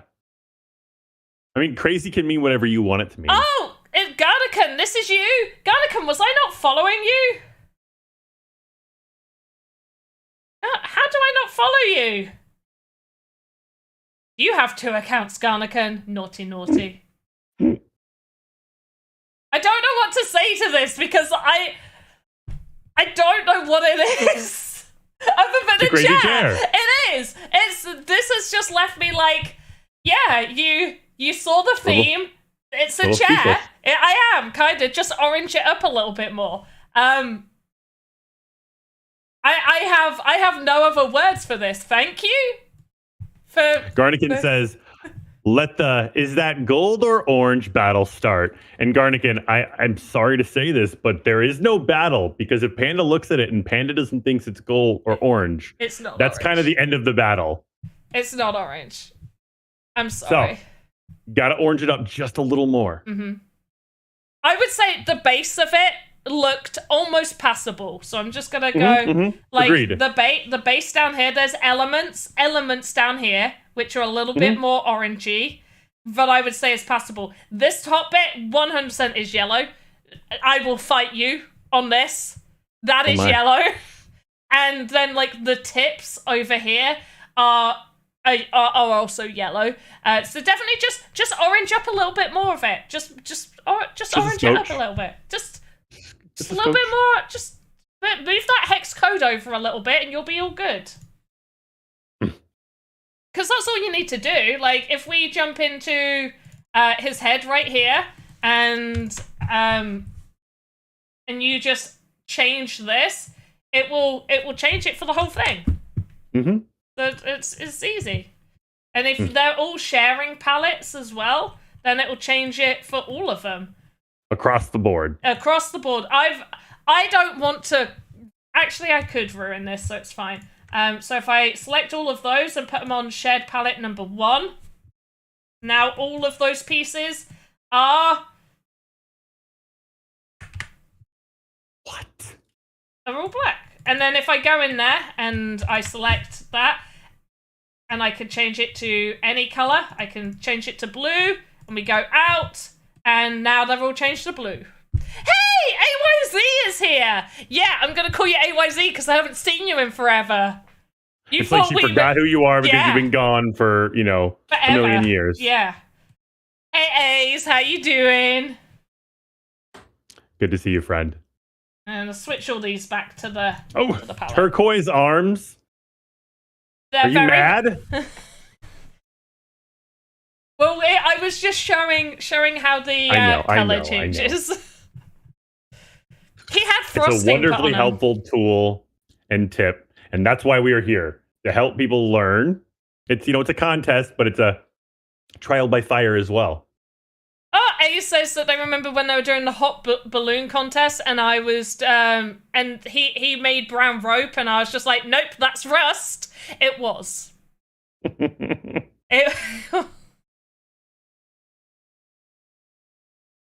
He deserves the AYZ. No, yeah, A's. Don't be silly. You've been doing you, boo. Right, we got the shiv. We've got our chair. I feel like he's fairly crazy. We could add some animation, but I am enjoying judging everybody else's stuff right now. We just got tagged in a video by Sebga. Oh, Sebga. Sebga With or the video. SebGA or Sebga. Oh, good. Not You quite lost sure what to say 44 there. kilograms. GG's, A's. I am so proud of you. Give me your words of wisdom because I need to lose some weight. And I started off the other week really well, and then I slipped up, and I'm struggling to get back into it again.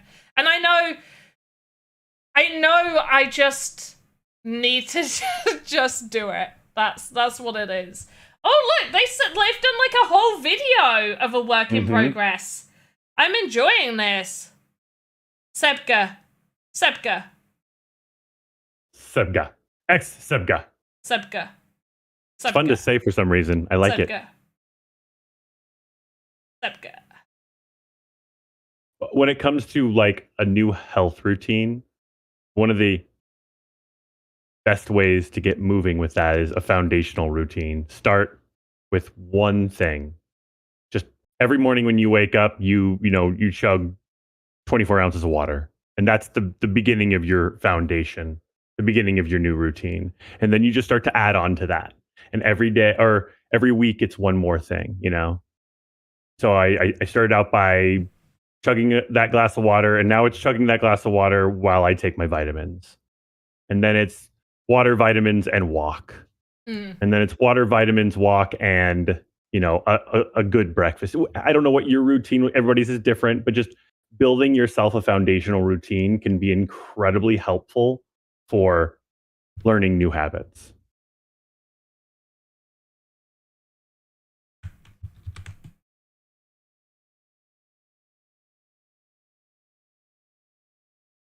Sebga says they already arranged the pivot point. Nice. I'm watching their video over on Twitter, and it's just, for some reason, it's quite mesmerizing. Watching them like move the legs around.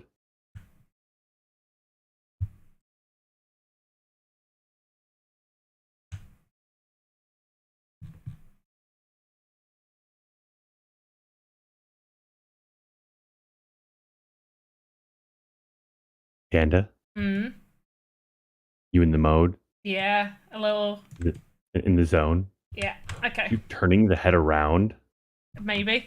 Yeah, I mean, No, I like it. It is like a little thing at a time. And at one point I did find a really good way of like maintaining a healthy balance, and I found this book. It was called like the 17-Day Diet. I'm just going to say the actual reading part of the book, like for some reason they had a whole bunch of information and loads of stuff that's meant to be like proving why this works. But there was a lot of unnecessary information that made me really dislike whoever wrote the book. Because they mentioned a lot about women's worth.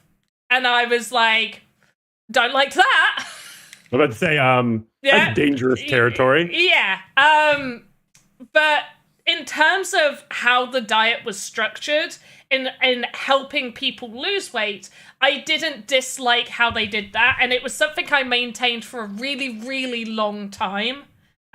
Because it's based on the idea that most people can maintain anything for at least 10 days. I can't remember why it's called the 17-Day Diet, but it was on the basis of no matter what, you can always maintain something for at least 10 days before dipping out of it, which I do believe. And so they always mixed it up.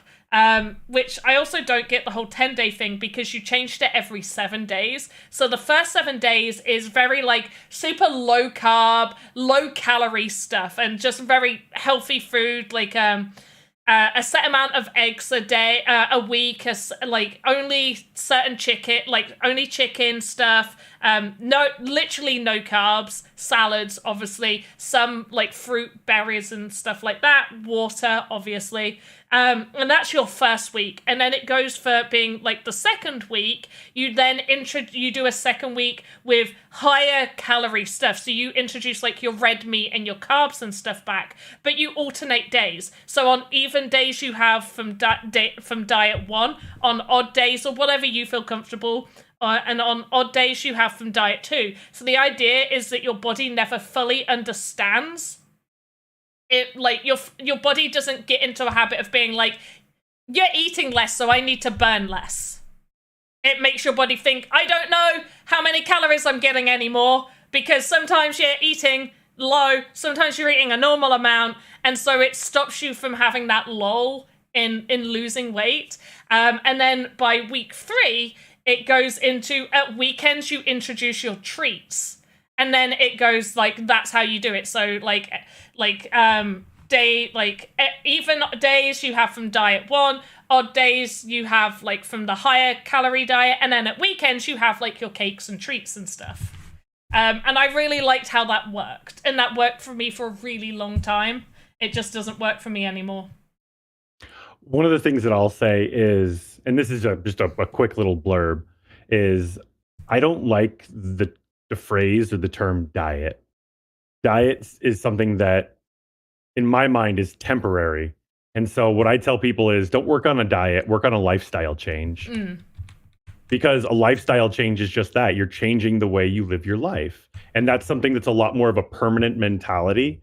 And so if you can get it into your head for that it's something that's a long-term thing, as opposed to something that's a short-term thing, that often helps people like look at this as more of, like I said, more of a permanent change. That is a really good point. It's you do need to make it more of a lifestyle change than a diet, because diets are kind of like fads and stuff, and you think of it that way, you're gonna I think you end up dropping out of it. Yeah. Are you making his head spin around? Is that your animation? Yeah. It's so smooth. Oh, I love it. And it makes it so much creepier. Yeah. He's like, you gonna sit on me? What? Yeah, pretty much. I didn't say you could sit there. Like, oh, that's what you do. A word bubble should pop up. Like his head spins around. And it's like, I didn't say you could sit there. We can do that. Oh, for people that don't know what we're doing, here's the rules to the live VoxEdit contest. We're almost halfway, I think. Yeah, well, we're just over the halfway mark. You still have time to take part. It is a crazy seating contest.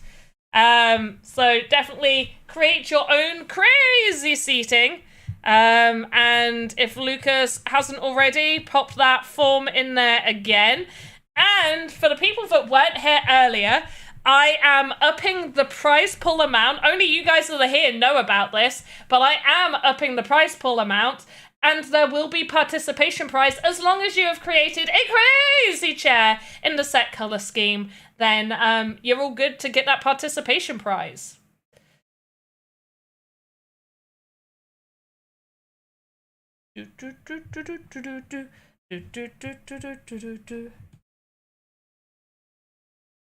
Okay, so we've done that.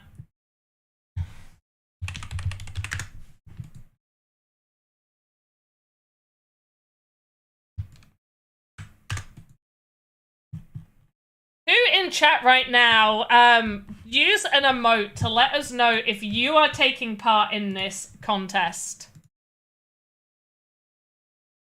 Use an emote now! I demand it!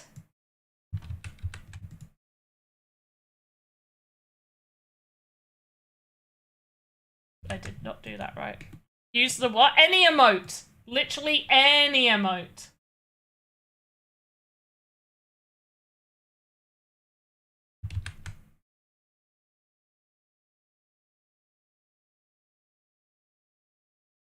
Any emote will do. Hey, Lucas, you're taking part. I didn't know that. I'm taking part in the way that, like, you know, a commentator takes part in a game of sports. A game of sports? Is that a term that people use? Yes. I don't think it is. Yeah, no. We're gonna pretend that it is.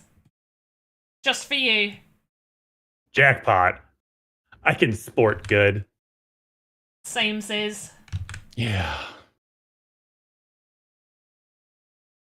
Who we got? We got Garnica and Lounge Soul Play Games.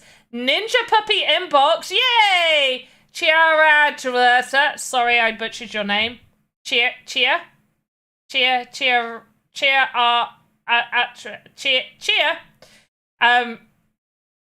Team Sebka. I And think it's Chiara TRT. Thank you. I just don't think I can read good.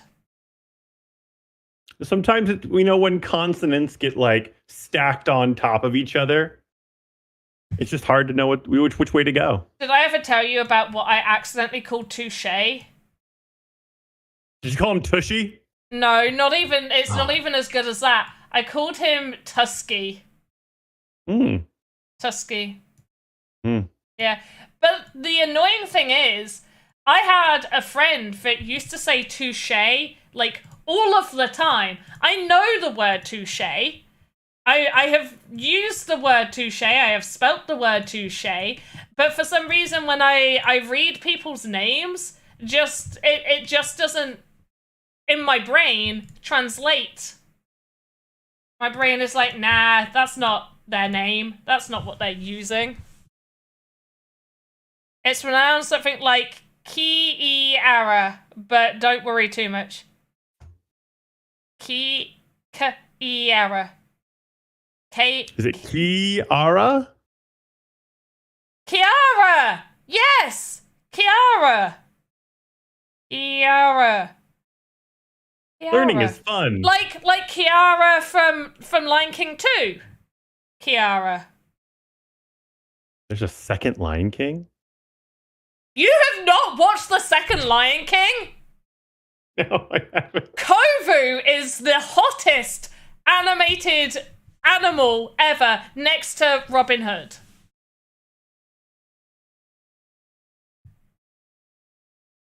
I am not exaggerating here. You can ask any female. Panda, are you furry? No, but you don't need to be a furry to have to love these characters. And Kovu, some female, millennial female in the chat right now, back me up. Kovu and Robin Hood from the Disney Robin Hood. Those two and no others. Is Kovu related to Scar?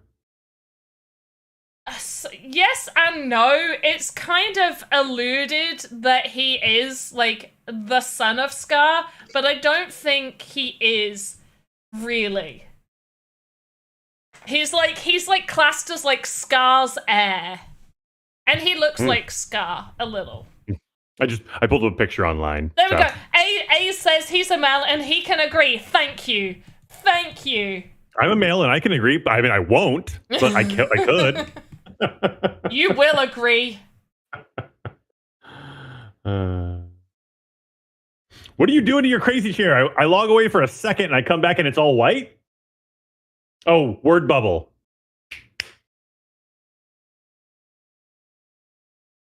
Yeah, my request.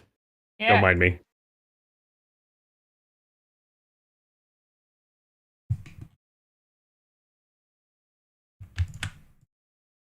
Pop, pop. Oh.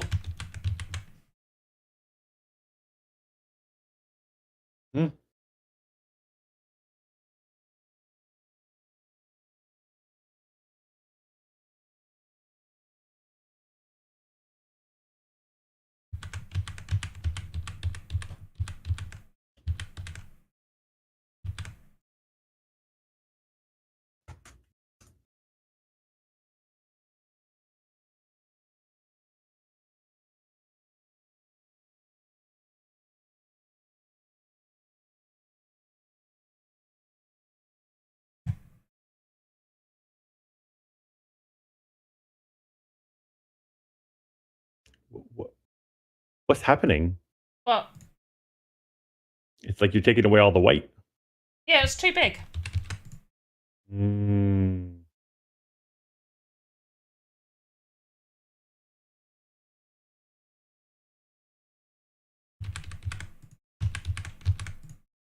Sometimes I feel like when I create, I create in pure chaos.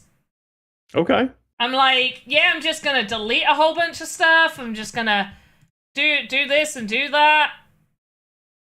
this chaotic drawing. There we go. Ooh. Pro tip from Lauren Soul. Remember to save while working. Save. Good call. Now, I wouldn't usually do this, nor do I ever suggest doing it, because I think it's pretty bad when people make assets that are like this. But I don't have an area to place this speech bubble, unless I break it up and do a whole bunch of stuff that I just really don't want to do. So I'm actually going to hide it underground.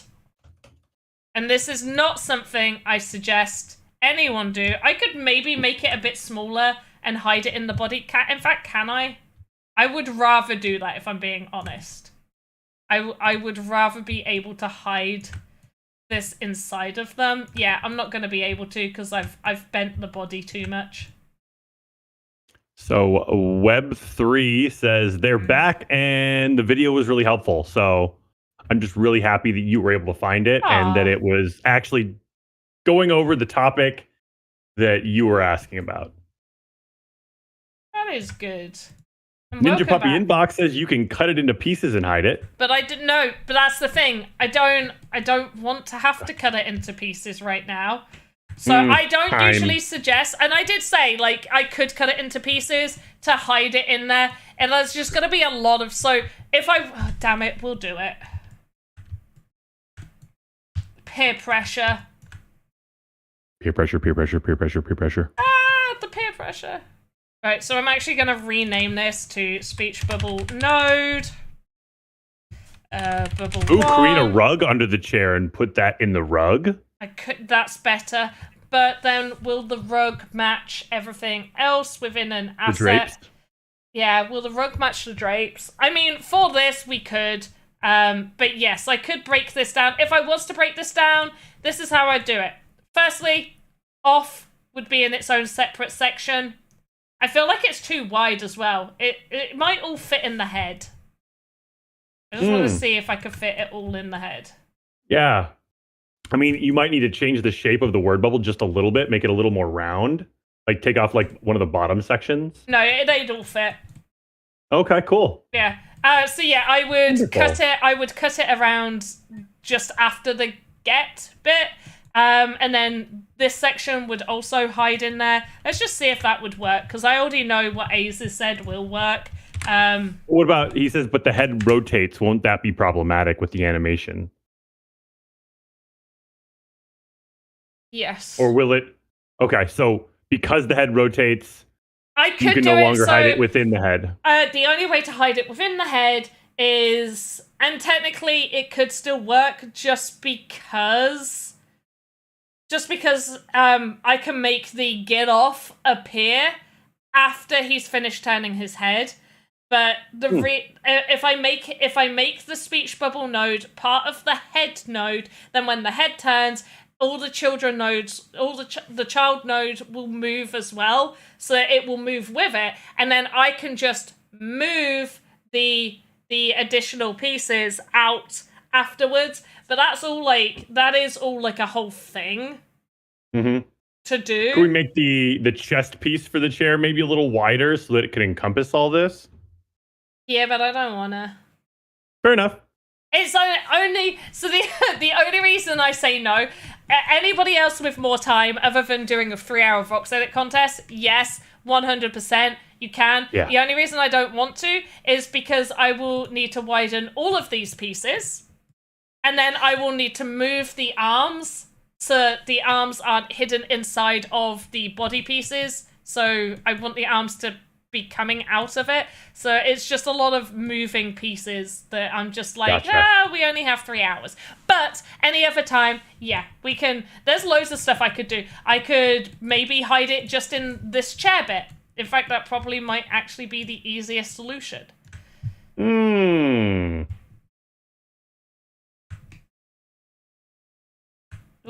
Look at you thinking outside the box. Yeah, so if I did box, it... Ah. There we go. In fact, that's the best place to put it, is inside there. Nice. Yeah. Because that piece doesn't move at all. Yeah, it stays perfectly still. So that's what we can do. So I've got the bubble node. I'm going to duplicate that and call that bubble 2 because it only needs to be split into 2 parts. Get bubble 1 there, duplicate. Actually, we'll keep it. So bubble 1, this will be bubble 2. Unlink. I like to always keep a spare main bubble. Inside the mind of a genius. Just in case. We'll go to bubble. Actually, I prefer doing it where I can see it. So we'll actually go here. So bubble is going to be the get off or get part. Boom, done. Hide. Oh, that's the wrong one. Just double check. Yeah, perfectly hidden. Now we're going to edit the... Oh, wait. I didn't see where I edited it at.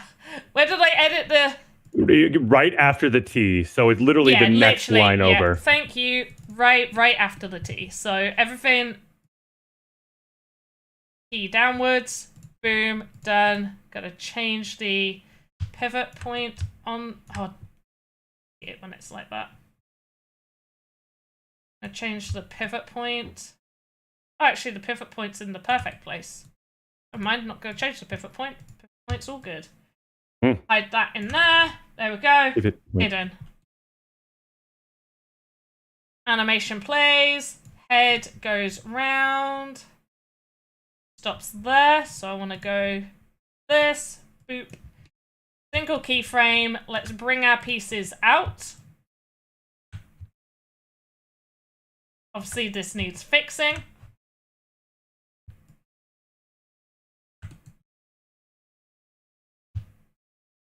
Boop. Wait, what happened to the... Yep, don't worry about it. Oh, never mind, okay.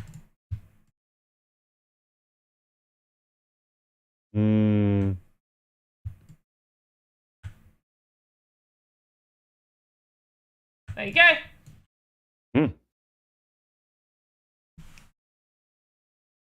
And then just so people can admire it, we'll place a close keyframe there. And the purpose of the closed keyframe is to do what? Well, it's just so it's so the animation just keeps playing longer rather than going back to the beginning. But generally, you close your keyframes so your animation plays... I don't know the best way to explain it. No, It's because so technically you used to have to close the keyframes because if you didn't, when it was in Game Maker, it would read animation in a weird way, and so sometimes your pieces would fly all over the place. They have stated that this should be fixed. However, on the odd occasion, some people do still experience it. If you do still experience where your animations go weird, I believe Tom Voxel did when they made their a portal, and I had a look and I was like, yeah, it's because you did this rotation too much, so they rotated the way Game Maker reads rotations is that it tries to find the quickest way to do it. So it will see that you've gone from one point and you've tried to spin 360 and it will look fine in VoxEdit, but in Game Maker, it's like, well, that's not the fastest way to do that animation. I can do it faster, and it makes the animations look weird. But the other thing that it does, if you don't close the keyframes sometimes, is pieces can fly in a weird way. Most of the time, this shouldn't happen. If it does, do let me know so I can let the team know that the issue is still happening. But basically, if the models, for some reason, go like large and then small, that is usually because you haven't closed your keyframes. And Game Maker is like, I can't read this! Is the best way I can describe it. Fair enough. And that was a very good explanation. Thank you. No problem. Right, there we go. Get off! Get off. Get off. And then there's one thing, I don't know how many people know this, but where I am right now, you can click like for new animation. it will base your new, like, the starting frame of your new animation wherever you have the arrowhead on your current animation. So if I click new at this exact point, this is the starting position the new animation will start from. So Interesting.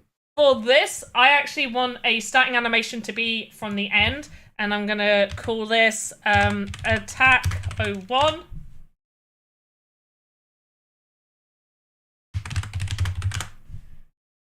And so now you can see that the start of this animation is now this. And he's gonna attack.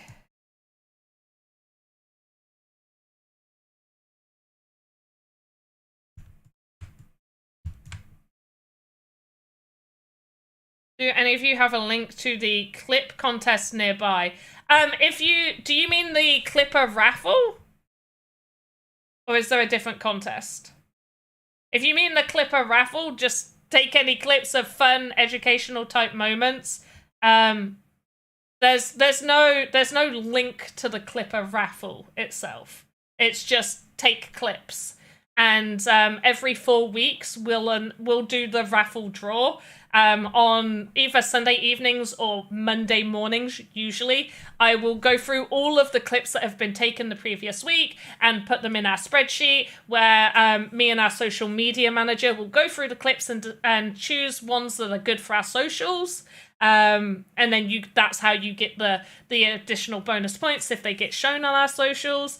And then when we do the group stream and we reveal the winner for the raffle, I will do a final check like Friday morning, and then probably like 3 hours before Friday and before our stream on Friday, just to make sure I've made sure we've got all the clips that we want, because we do allow people to go back as long as the clips are of videos within the last, like, within the raffle period. So any clips from when we started the new raffle period, basically. Did I explain that right? I feel like I rambled. No, I think you got it. You're just giving them a basic breakdown of everything that revolves around the Clipper contest, because there is no specific link for it. It's something that we're doing through Twitch, so you can't give them like a, here you go, this is how you do it. Or I guess you say this is how you do it, but there isn't a specific link for every individual to be able to go to do it. Did I make sense? You made sense. Did I make sense? Actually, now I'm wondering if I guess you could.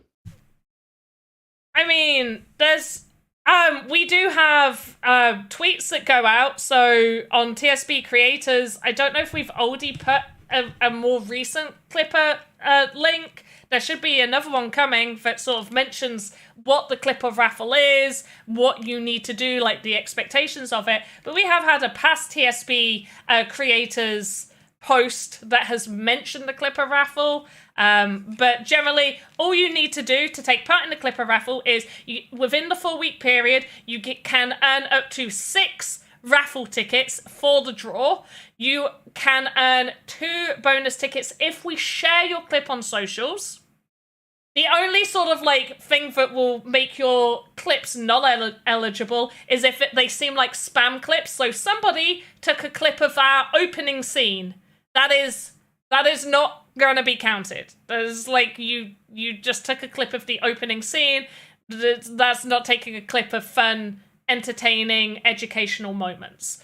So that's what we're looking for: fun, entertaining, educational moments.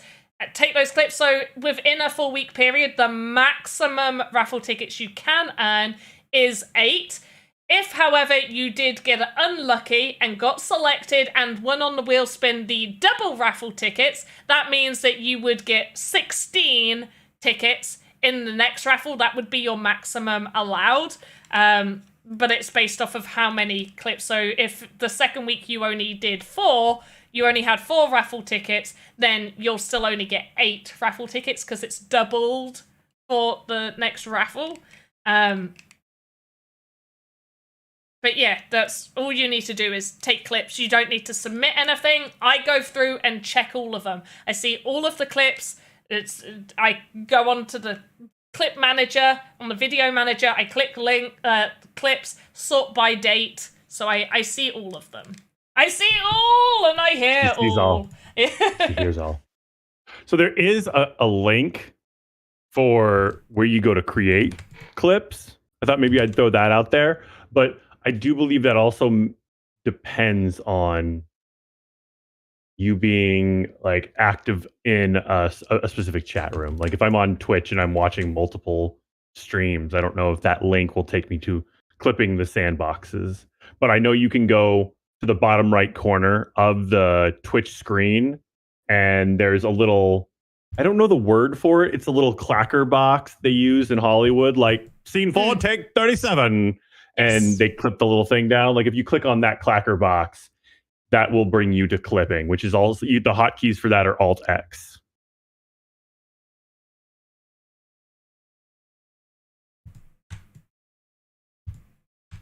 What is the term for that box? Does anyone know? What box? The little clacker box. What is it called? The Hollywood like direction take box thing. I think it's called a clapper. Oh. A director's board. Take one!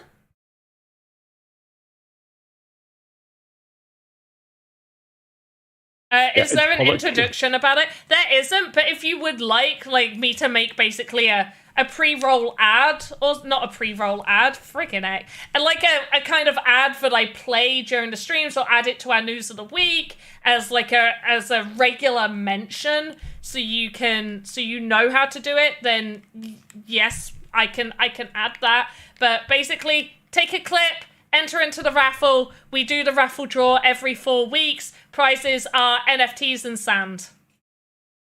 A clapperboard. There we go. It's called a clapperboard. Called a clapperboard.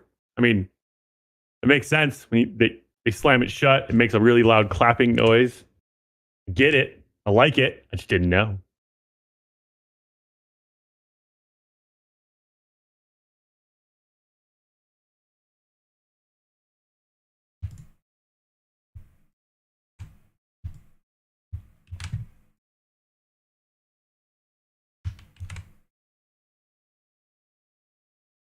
So there are a number of different VoxEdit type contests in the sandbox. If this is your first time seeing a VoxEdit contest, just understand and know that this isn't the only type. Not all of them are 3-hour windows. There are ones that take place where, Panda, how long is the average VoxEdit contest? Is it a month? Oh, 2 gosh, no, a month? No. It's usually... roughly two weeks for normal VoxEdit contest, okay. About 2.5 weeks if it is an IP VoxEdit contest, and then we have the VoxEdit minis, which are 5 or 7 days. Okay, so this is a much more fast-paced VoxEdit contest. Mm-hmm. This is something that's meant to pull you out of your comfort zone and force you to think on your feet, so that you've got this trial by fire type situation where you don't have to spend too long thinking about it. You just get to get in, create, get out, quick, fast like bunny. So just understand there are other contests out there that last longer. Like she said, 5 to 7 to 14 to 21 days. So yeah, 3 hours is the shortest of the contests.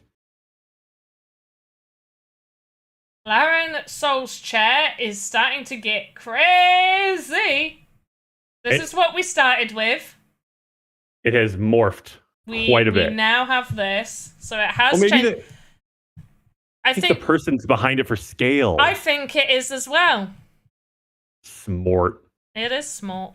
Smart. Oh wow, Marshall has made a chair. Now I need to see where the crazy is. I'm gonna say it's just orange. I'm looking real hard. Look at the comments. Is it? Maybe, yeah. It looks like a regular chair. We're gonna need some crazy. I don't see any crazy happening. It really It's orange. It's a very nice chair. Let's be honest. It's a very, very nice chair. But is it I'd sit in that chair. crazy? Is it crazy? Because I'd sit in that chair and I would have a nice, relaxing day. As it sits right now, I mean, because it doesn't. There's no crazy. I don't know whether I'd have a nice, relaxing day sat in that chair. I'd have a nice, relaxing, like, meal, maybe like an hour or so, but I can't imagine sat on that chair for an entire day. That's fair. I'm having a look, seeing if there's any more. I see no more works in progress. I'm disappointed. I think that we're getting down to the wire here. We are. They are in the zone. They are working hard. And they are furiously throwing voxels around like there's no tomorrow. Lauren Soul sent an update.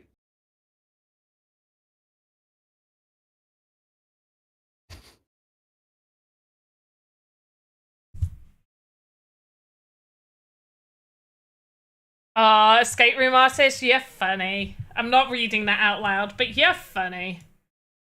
Right, so we got two animations here. Oh, there's a stabby stab. Yeah. Got a get off animation, and then we've just got a scary turning around animation. How much Panda, time? how much time? We have 45-ish minutes left. 45-ish minutes left. You heard it here first. I'm starting I don't know to where think, else you'd hear it first. I'm starting to think these contests could do with only being 2 hours. Oh, okay. I mean, I have done 2-hour contests. I think this one in particular could have been a 2-hour contest because it was much easier, in my opinion, of a theme compared to some of the other contests that we have ran. Like the robots one. The robots one, I feel like that needed the 3 hours. Yeah. But yeah, I don't know. What do you want us to panic? Yeah, kinda. It's a fast-paced environment contest.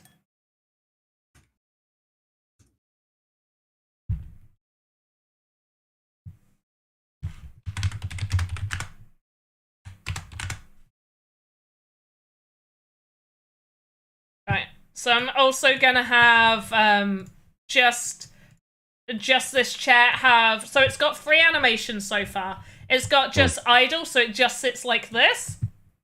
It's got idle 01, so it turns off. And then it's got attack. Stabby stab! Stabby stab. Stabby stab stab. I'm in the chair. He's giving you a very clear warning. He's saying, "You're in my bubble. Please vacate." And when they do not vacate, he's like, "All right, I have given warning. Now I am going to take action." Stabby stab stab. Yeah, that's exactly it. Marshall, I mean, technically you get the additional rendering time, so once the stream is finished, you will have an additional 20 minutes, and that should be the 20 minutes of you basically getting your stuff ready to put in the submission form. And you'll find the submission form linked in Discord as well at that point. So Killer Chair is the competition. I mean, mine isn't the competition. I'm just making a chair alongside you guys making chairs, giving you some ideas, showing you how things are done for those new people. When I do this, they say I'm not stable. Well, what do they know? Yeah. I mean, if you don't want people to sit on you and you're a gingerbread chair, I think that's a fair assessment that you're going to use your candy cane to make them stop. See, this is what I'm talking about. Like, it's like with the Transformers when they get offended when people sit in their seats to drive away. You're a car, man. People are going to sit in and drive you. Like, you can't get upset about this. It's like if I was to turn into a delicious sandwich and somebody would try to eat me and I get offended by that. I'm just like, what are you thinking? No, thank you. Let's just quickly run over the rules. So create crazy chair asset. Use orange for at least 60% of the asset. Everything needs to be made within the 3 hours. Please don't import models over. Usual guidelines, so must be under 5k faces and 175 nodes, and 1 bonus point for custom animation. I need to see your custom animation in your submission form to get that bonus point. You can't just tell me there's an animation. Like, we need to see the animation. I feel that's fair. There we go. I've made my chair. And Lucas, let me know when it is that you have to go. 11 minutes. In 11 minutes. In 11 minutes, we'll have a VT break. Nice. Thank you. You're welcome for me letting you go? Question mark? Thank you for remembering. Oh. And not, I had a reminder set to tell you in 1 minute. Oh. And it was 10 minutes away, but you beat me to it. I appreciate that. Yay. Play games for fun. I will still be here until the 3-hour mark, no matter how tired I get. And then afterwards, I will go for a nice bike ride. Nice. Yes. Is the weather still permitting you to have a nice bike ride right now? Yeah. It's been a bit on and off. Like, yesterday we managed to go for a nice bike ride. We got back just before it started chucking it down. It had also been absolutely chucking it down beforehand. So we managed to go out at just the right time. It's kind of on and off, like most of the UK. We have about 4 seasons happen in one day.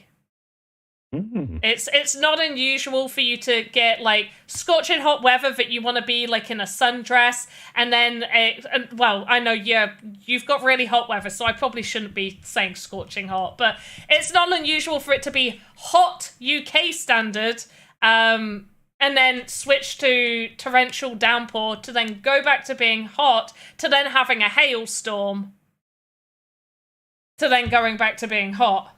Lucas in a sundress. I think I'd look pretty amazing in a sundress. Nice, flowy. Sounds nice. I feel like any man could pull off a good sundress. Ooh. As long as they got the legs for it. No, see, well, it depends, because if you're thinking like some sundresses, I think of like the traditional cute girly girl sundresses where they're short, but then like also a sundress here, at least in to me and people around me, because you know we're all different. Also, a sundress is like a maxi dress, so it's one that flows to the ground. Oh. Living in Arizona, flowing to the ground would probably be preferable because it just keeps the sun off of you. So it flows and it's still nice and cool, but it also keeps the sun off you directly, providing a little shade. Also, right now, and I'm converting for you here, it's 43 degrees. Oh, God, no. It was... I'm assuming, or at least hoping, less assuming, hoping, that at least, like, do you get that temperature often?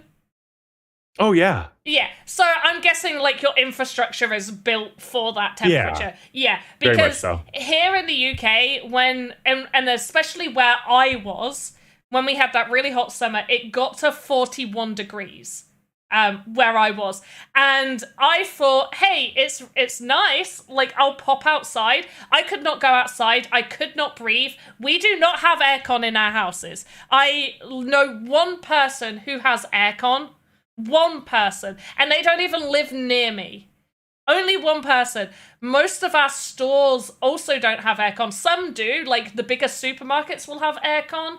But otherwise, there is no aircon. Our buildings are built to keep heat in. So I couldn't breathe. It was so humid. It was horrible. I was freezing my bed sheets. I was freezing towels. We had ice packs. We had bowls of water in front of fans, because that's all we have here in the UK. We just have fans. We just pop a fan on, and it circulates hot air around. I couldn't. I'm not built for heat. Like, right now is the perfect temperature. It is about 17, 18 degrees where I am. That is the perfect temperature. You said 17 to 18 degrees? Is the perfect temperature for me. If it goes to 22, you're getting to the point where I'm a little bit too hot and uncomfortable. Yeah. Yeah. 22 is like a nice cool day. But you have to understand, our heat is just straight heat. There's no moisture to it. So that changes the feeling of it completely. Like the first time I ever went to Mexico, and I went to a place called Rocky Point, and it's incredible. It's hot, but it's also incredibly moist. And so like the moisture in the air is just so dense that, you know, it was only like 100 degrees. So if it's 100 degrees out, for me, it's 38 degrees for you. And so it was only like 38 degrees. But the humidity index was like, I think it was like 40-50%. And I got out of the car and the same thing happened to me. It was hard for me to breathe. I was just like, like the first couple breaths I took, it weighed on my lungs. And I was like, what is happening? It was really difficult. I had to like sit down on the ground for a second and like kind of like catch my breath. I acclimated pretty quickly, but I know exactly the feeling you're talking about. And Yuma Letox says, just say AC. I will not. I am British. I will say what I want to say. We call it aircon. I refuse to be told what to say and do.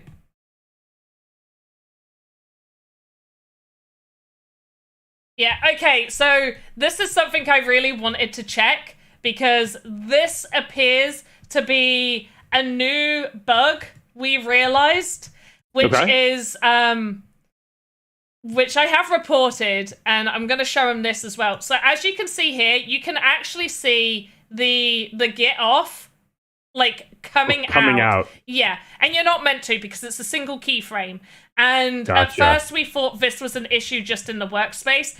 But when I had, and this was for a different asset, when I put it in the Game Maker, it was still doing this. And so I'm really happy that I have made a new asset that I can show them still has the same issue, because what is meant to happen is you get to here, and then single keyframe, it appears. It is meant to look like it's instant. You're not meant to see all of the stuff, and a lot of my assets are affected because I use this technique a lot. So that this is slightly frustrating as a creator that our single keyframes now don't do that at the minute. Have visibility. Yeah, that you can see that, and I'm not entirely sure why it's happening, but I'm hoping the team know why it's happening and can fix it. You got a batch of super geniuses back there working on it. I'm sure they'll be able to fix it. I will also say that this shouldn't be a VoxEdit issue. You can obviously leave a feedback stating it, but I am at least 98% sure that this is an issue on both the dashboard and in Game Maker, so please do bug reports on those. If you see these things happening, please let the team know. Also, let me know if you are experiencing it. Also, let me know, because I'm there and I can push it more. I could be like, hey, look, this is a real big issue. We've got loads of these artists that have made these assets to do this thing that they did do, and now they're not doing it. So that's really important. So if you guys are seeing this issue, do let us know, because that was like one of the reasons of like the whole single keyframe was you can hide these things inside of assets, so you can make them appear. And things like smoke and fire moving and stuff really utilize that. I'm not sure where the change happened. If you guys have noticed where the change happened, because as much as, yes, every time a new version of Game Maker comes out, I do upload it and stuff, I'm not always testing all of my assets there. I feel like potentially this could have arrived with 0.10, or if not 0.9, but I do need to know. So if anybody in chat does know, like, hey, I noticed this at this point, that would be also really helpful, because then the team could use that information too. They'd be like, okay, it didn't happen then, it is now happening at this point. So yeah. So this is super important. I believe Lucas may need to go now, because I think it's been 10 minutes. It's. I have 2 minutes left. Before I go, I did want to point out Zhang Doru tagged us in their final version on Twitter/X, and I would love for you to take a look at it real quick. Okay. Oh my gosh, that is the craziest chair! That's pretty crazy. Although, where am I sitting? The tongue. The tongue? Oh, there we go. You can sit on the pumpkin's tongue. Chair's tongue. Oh my gosh, that is the craziest chair. Well done. Who did you say it was by? Oh, Zhang Doru. Zhang Doru. Oh my gosh, I love it so much. Do I follow you? Yes, I do. Good. Look at this. So proud. That's wonderful. I like how the stems on the top bounce around a little bit. Yeah, they got a little wobble happening. It's all got wobble. really good bouncy. I am assuming that they have used my favorite animation little thingy. And I can never remember what it's called, but it's this one. So if you go to interpolation, I can't even say the word. If you go to have a look at the options for how your animation moves, this one that's like a little squiggly. I don't know what it's called, but I call it a loop because the animations go booply doop. I mean, it's scientific. Yeah. Whereas, obviously, the first one is linear, so it goes from point A to point B in a steady fashion.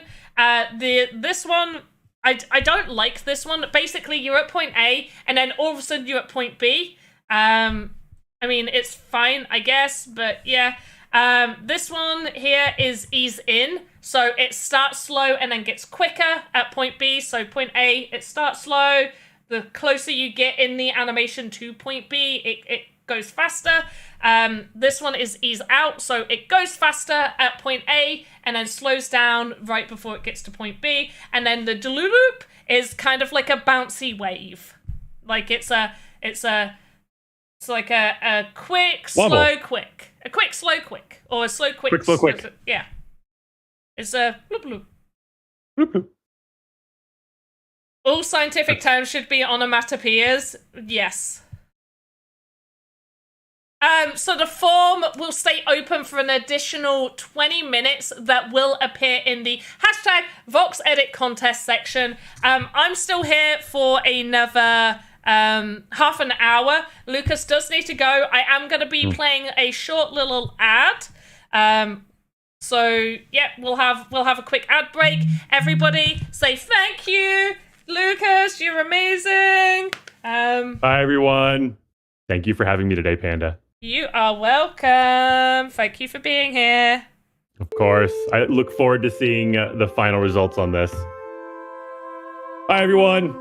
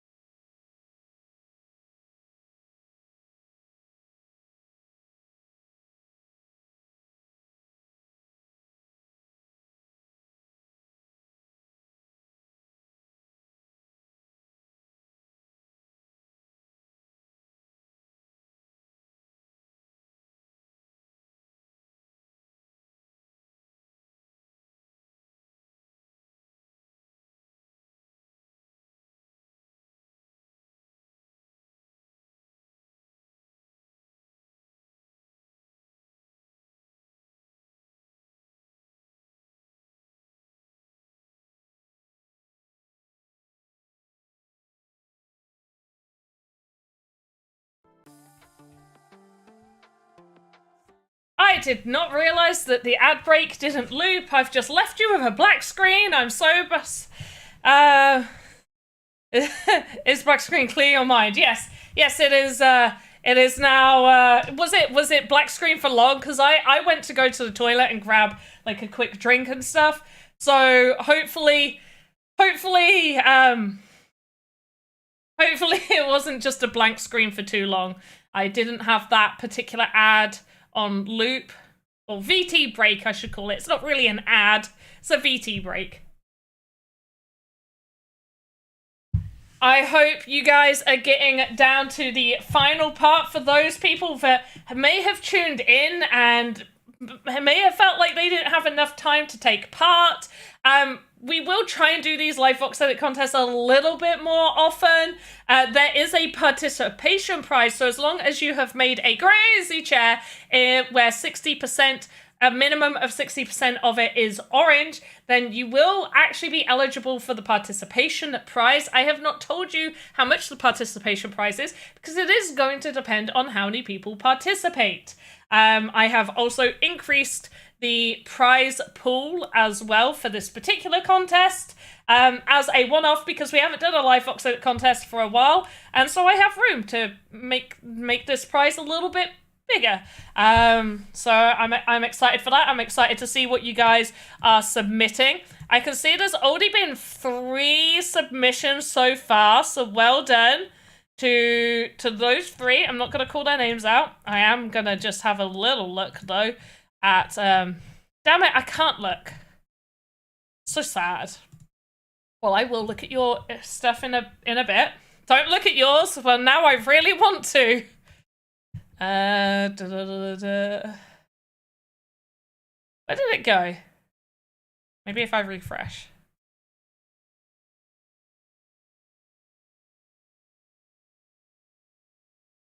Oh, I know. Because I didn't do a link to Sheets. If I do a link to Sheets, I get to see. Right, image. Where's yours? There it is.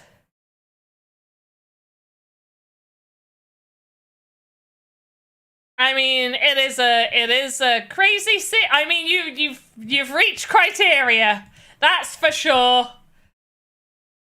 Visible chat. That's crazy, right? Do I win? Yuma Letox, Vox Machina made that joke earlier. No, you don't. No, for sure. It's all a learning experience. I like what you created. You created a thing. It's a thing. I mean, I'm gonna be honest. This gingerbread man isn't obviously the best work I've done. Like it's not the greatest, but that's not the point of the live VoxEdit contest. Like obviously, yes, making something really good. People are making like the pumpkin chair, crazy pumpkin chair. Yes, okay, they're gonna do well because it's really good. They've made something really, really good. But the main point of doing these live VoxEdit contests, one, is for you guys to have fun and get a little bit outside of your comfort zone and create something a little bit different. Why do you think that I make the theme so peculiar? Like, I'm not just making a theme where it's like, okay, create me a human. You know, it's like, create a mermaid. Create weird kitchen design things and stuff like that. It's always to just get you maybe making something that you aren't quite used to making, and just get you like experimenting a little bit more. Get you thinking like, okay, a crazy chair. How can I make this chair crazy?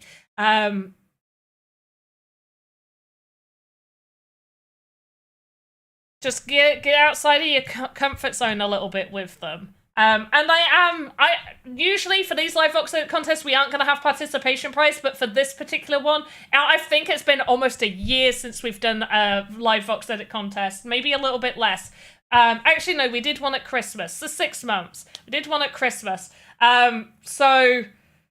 So like we haven't done one for a while. That's why I'm doing the participation, because I want you guys to be ready. Maybe not every time I'm going to do a participation, but like make sure to tune in to these live VoxEdit contests, because I might just decide to do something like that. Like I'll always look at like what budget do I have? What can I do? Can I add something to, you know, get you guys enticed to take part and to join in and do all the fun stuff.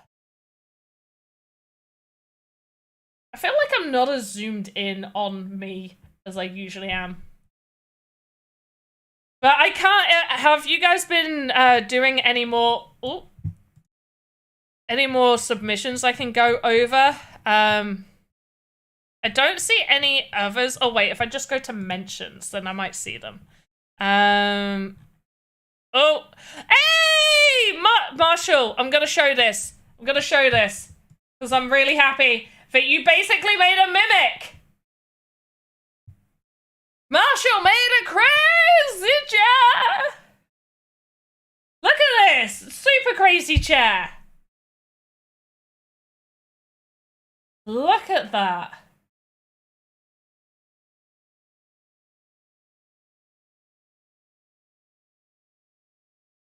Very nice.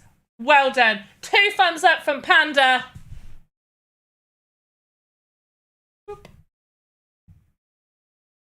I am following you, Marshall, aren't I? Yes, I am. Good.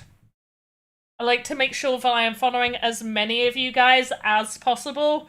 I may sometimes miss you if you like tag me and stuff and I'm not following, you know, life and busyness and lots of tags and lots of tweetiness. But I do try to follow as many of you as possible.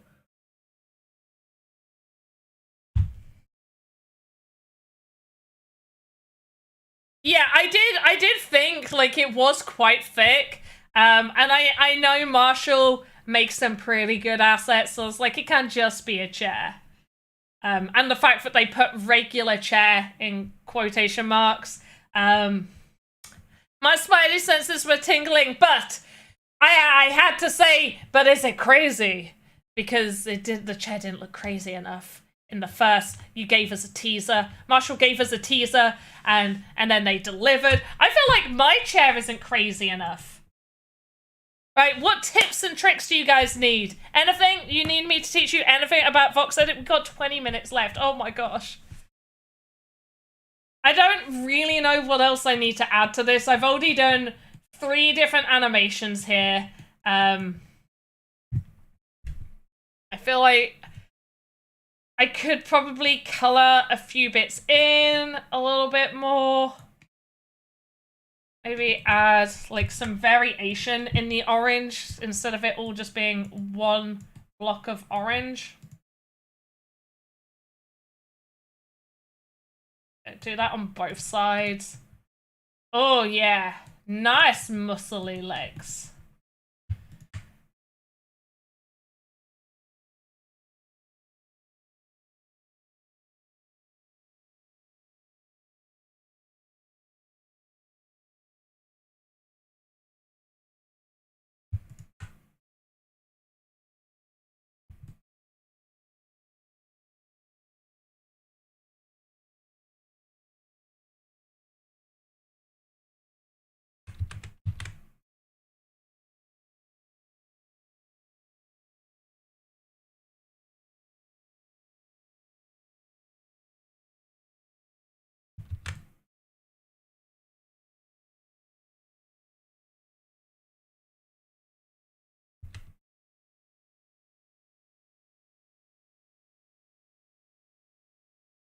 Three, 4, 5, 2, 3.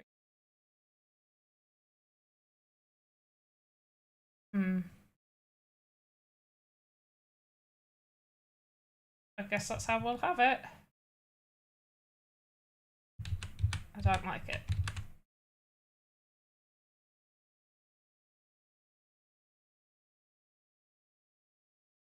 Bit like that.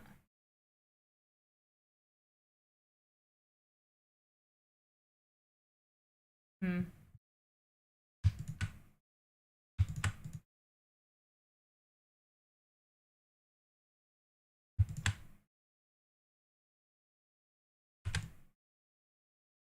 One, 2, 3. 1, 2.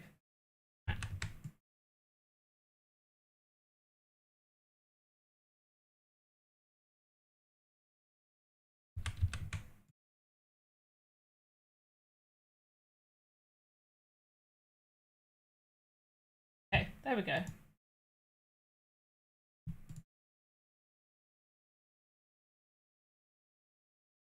Hey, this kind of looks more like a cookie now, which I'm not 100% sure whether I'm happy with that. We'll see.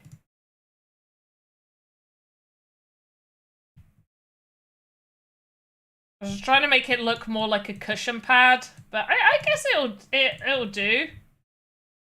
It's fine.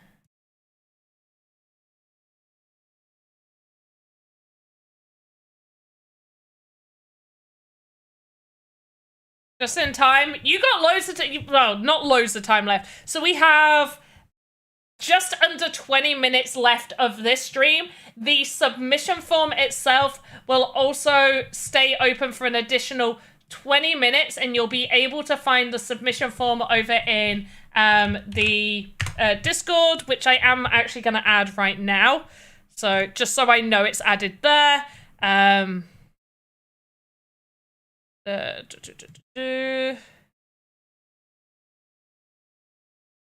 Contests.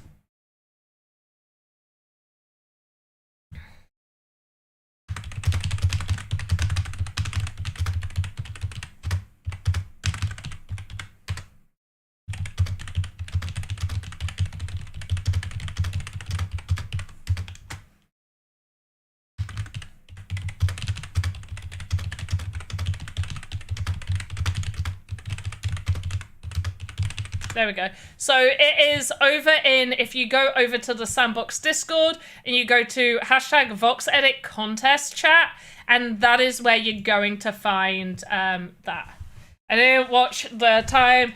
Yeah, so you've got roughly 15 minutes until I finish the stream, and then an additional 20 minutes for the form will be left open. Really, that 20 minutes is meant to be used for you to make sure you actually submit what you have created. So make sure to use that time to actually get your submission in. If you are able to get your submission in ahead of that, fantastic. That is great, and I am very happy that you guys are able to do that. I know some people may not be able to. So it is just so the people can get their submissions in.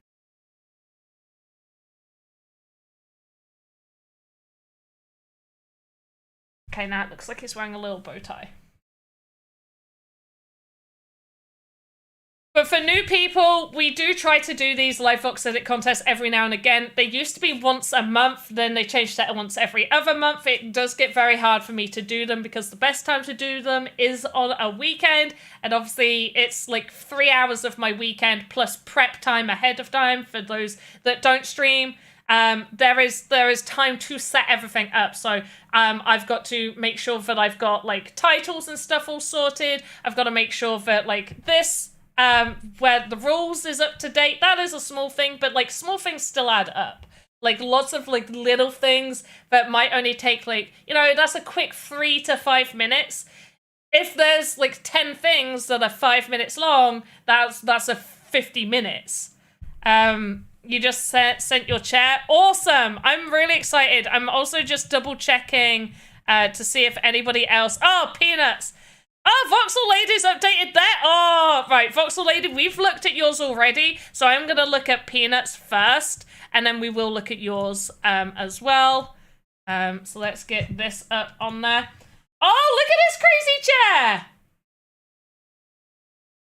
It's a hand. Wait, let's go back to the beginning.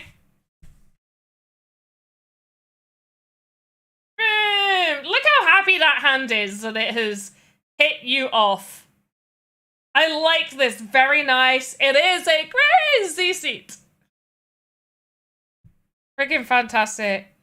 In the form, the rules doesn't work. But I have read. Wait, what? In the form, you can't do the I have read bit. I have read the terms of service. Oh, the T's and C's. Oh. Is that to the old one? Yeah, don't. I will find the new link. That's from like the old VoxEdit weekly thing. That's how long ago it's been since we've done a live VoxEdit contest. This is not. It's just the normal terms of service. The normal terms of service that we do. But thank you for flagging that. I really appreciate that. Oh, thank you. Very cool. Very cool, Peanuts Workshop. And then I believe Voxel Lady. Look at this. Is it juicing itself?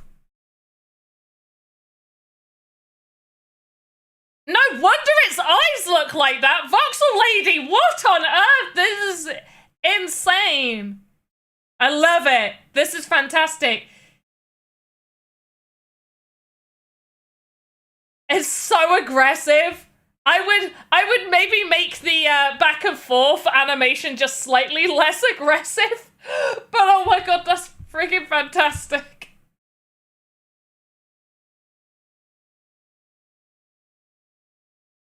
Why is it juicing itself? Oh wait, there's a run. Oh, it's running and then juicy. I honestly, I'm not gonna lie, I didn't notice the that you had put the animations in top. So I thought it was doing, like, it was just juicing itself, not juicy it's just juicing. I thought it was running and then the juice was coming out of it while it ran. I thought it was all one animation. Not gonna lie. This makes far much more sense. You know what you should do? If at any point you feel like this is something that you could utilize in any of your games, I would say potentially do it so there's an attack where the attack is, it does that, but then as it opens its mouth, bits of juice shoot out. Is what I would do for that. If you were to make this a thing for an experience that you create. In fact, if you do that and you mint one within a reasonable price, I have said this time and time again, I am a poor crypto person. I will buy assets off of the marketplace. I don't buy that many, and the ones that I buy are the ones that I really, really want, and they're usually within anywhere between, like, anything below 5 sand I will probably buy if I like it, but maximum I will usually spend on an asset in the marketplace is like 50 to 60 sand. So keep that in mind. But if you wanted to make this and sell it, I would probably buy it. As long as it had an attack where juice shot out, because that is what I would use. I would have this as an enemy. I 100% would have this as an enemy. Yeah, I like it. Then the detail's really nice. Like, the orange bit inside is real pretty. I like it. Thank you so much for sharing that with my eyes. I'm seeing if there's any that I've missed. I don't think there's any other ones that I've missed so far. I'm just going to give it a little refresh. Because if you just make sure that you're doing, like, at Pandapops, at Lucas, at VoxEdit, hashtag, you could do, like, hashtag VoxEdit, also hashtag made in the sandbox is an option as well. We're really trying to get hashtag made in the sandbox to be used a lot, so try and use that where appropriate. But I really like it. Your guys' ones are so cool compared to mine. I feel like maybe the gumdrop buttons needed to be on the other side.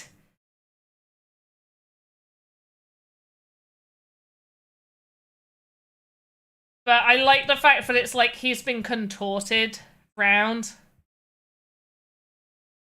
I don't know, what do you guys think? How much time do we have left? You have... Where's my timer? You have 5 minutes remaining. 5 minutes remaining! And then an additional 20 minutes when I finish the stream to get your submissions in. We so far have 6 responses.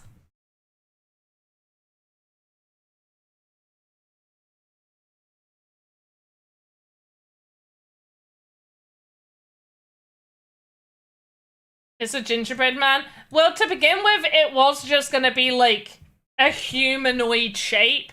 And it was only with Lucas saying, it kind of looks like a gingerbread man. And I was like, let's add the gumdrop buttons.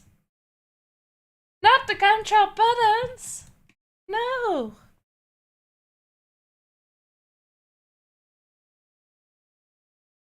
Like it. It's good.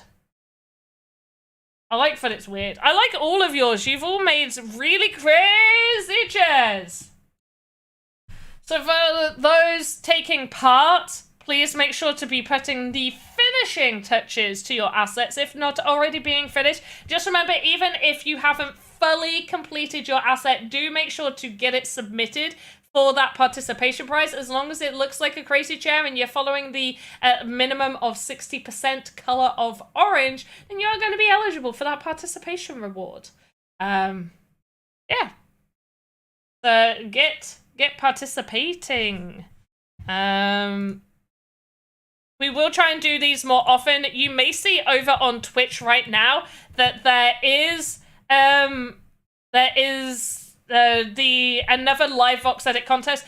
I will keep refreshing the days left on that one, so it won't ever run out of days. It's just if you put money towards it, if you put channel points towards it, you'll get another live VoxEdit contest sooner. Another giveaway form, I need to check with Alex because I think that was redeemed on his stream. So I need to check with Alex to see whether he did do that. And then we have a random Joe special appearance, which technically I need to talk to Joe about because we did not actually ask him. Rusty but managed in 2 hours. Lauren Soul, nice. Nice. Okay, so that's really good feedback because I was wondering, do you feel like you could make something in 2 hours? Who in the chat feels like these contests need to be 2 hours or you're happy for them to be 3? Or should it depend on theme? Hey, Yumelitox has contributed another 250 to the to the live VoxEdit contest challenge to have another one of those. Garnica's like, not me, no, don't only give me 2 hours, I need the full 3. So Ninja Puppy Inbox likes the idea of 2. Maybe we compromise and we do 2.5. Do 2.5 because you still technically get the 20 minutes after the stream to get your submission in. So that should be pretty good. Gonna be a mimic chair battle, as I made one as well. Amazing. I love it. Absolutely love it. Your animation was lesser though. Don't worry. Do not worry. It's once again, most of our normal VoxEdit contests that we've run are all spanning multiple days. Like they go over days instead of like, hey, you just have this 2 to 3 hours where the theme is mentioned to you live on stream, and it's always a different kind of theme. It's never like, I feel like none of you could guess what theme I would do. If maybe one time that's what I'll ask. I'll do the start of the stream. I'll be like, what theme do you think it is? And see if anybody can guess it. Seems just sufficient. Okay, fair enough. 3 hours seems just sufficient. I sometimes feel like it could depend on the theme though, because when we did the mermaids one, I have always allowed the templates to be used. So you have always been able to use any of the templates for especially if we're doing those human ones. So you can use the templates. So with that, it's like you're just editing and recoloring body parts a lot of the time and adding a few things on, which to me, I think 2.5 hours should be good. The aim isn't always to have a fully finished asset. It is to try and get try and be super creative with the theme and get something really cool made. If you finish something, great, that's amazing. But we've had some really good ones. I wonder if I can pull up some of the past ones we've done. So we had birds combined with food in the past. I don't want to show that. I just want to show the actual birds themselves. Never mind. Maybe I'll do a nice little presentation. But we've done like humans, flower power. I think we had. We've done robots. We've done kitchens. We've done birds that are made out of food. So there's lots of stuff on there. Right, we have come to the end. I've already spoken over, so you. Oh wait, no, we're not. We got 3 minutes left. I'm usually always going over. So, quick rundown of the rules. Create a crazy chair asset or just any crazy seat asset. Use orange for at least 60% of the asset. Everything needs to be made within the 3 hours. You cannot import models over from other assets. Must be under 5k faces and 175 nodes. And 1 bonus point for custom animation.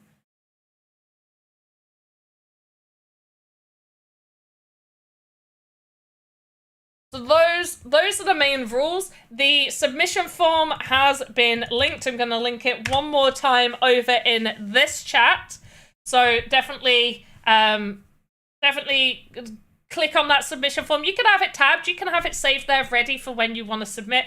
But alternatively, once this stream has finished, you will find that submission form over in Discord, in the Sandbox Discord, in the channel VoxEdit, is it VoxEdit Contest chat? Yeah, VoxEdit Contest chat. It is in there right now. I will do a 5-minute warning before I close it, so you know after 15 minutes, you know it's going to be closing in 5 more minutes. I'm going to do a 5-minute warning over in Discord, so do keep that in mind.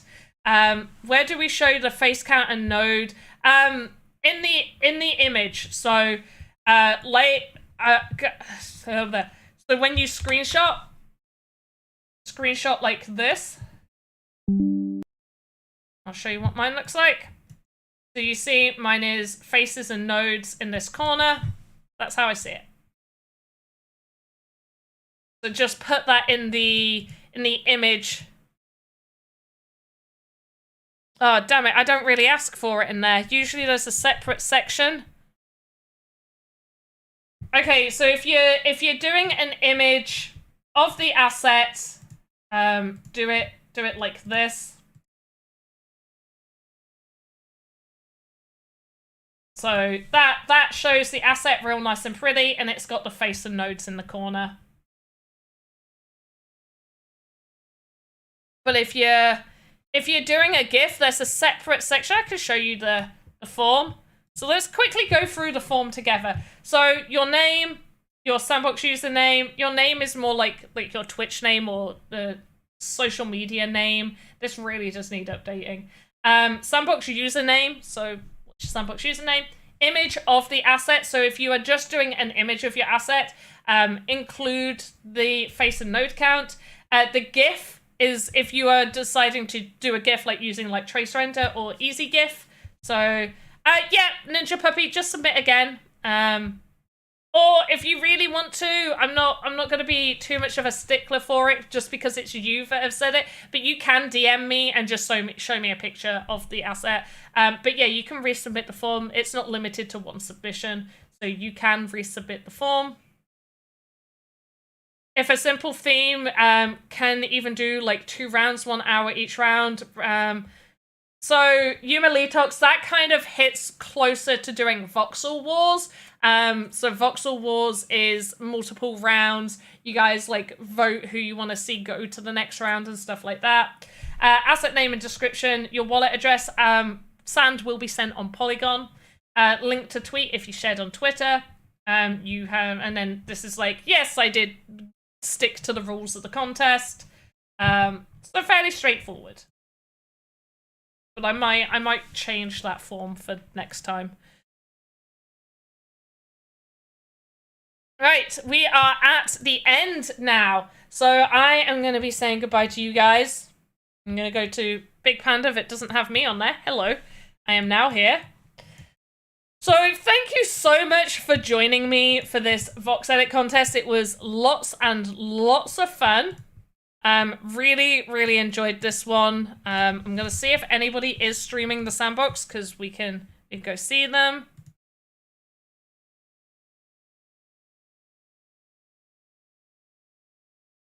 You demand results.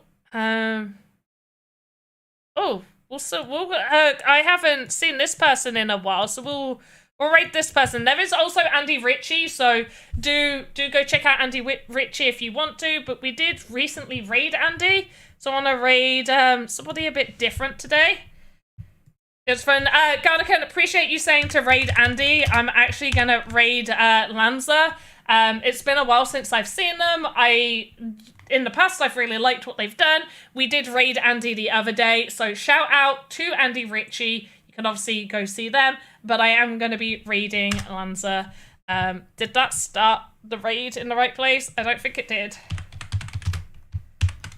There we go. There we go. So we're going to raid this person. I believe they're going to be talking about the Sandbox now, so go check that out. You have 20 minutes starting from when I turn this stream off. So as soon as this stream is off, you have 20 minutes. I will put a 5-minute warning over in Discord. Get those submissions submitted. I appreciate you guys. As always, have a good morning, afternoon, evening, wherever you are in the metaverse. I will see you next time. Goodbye.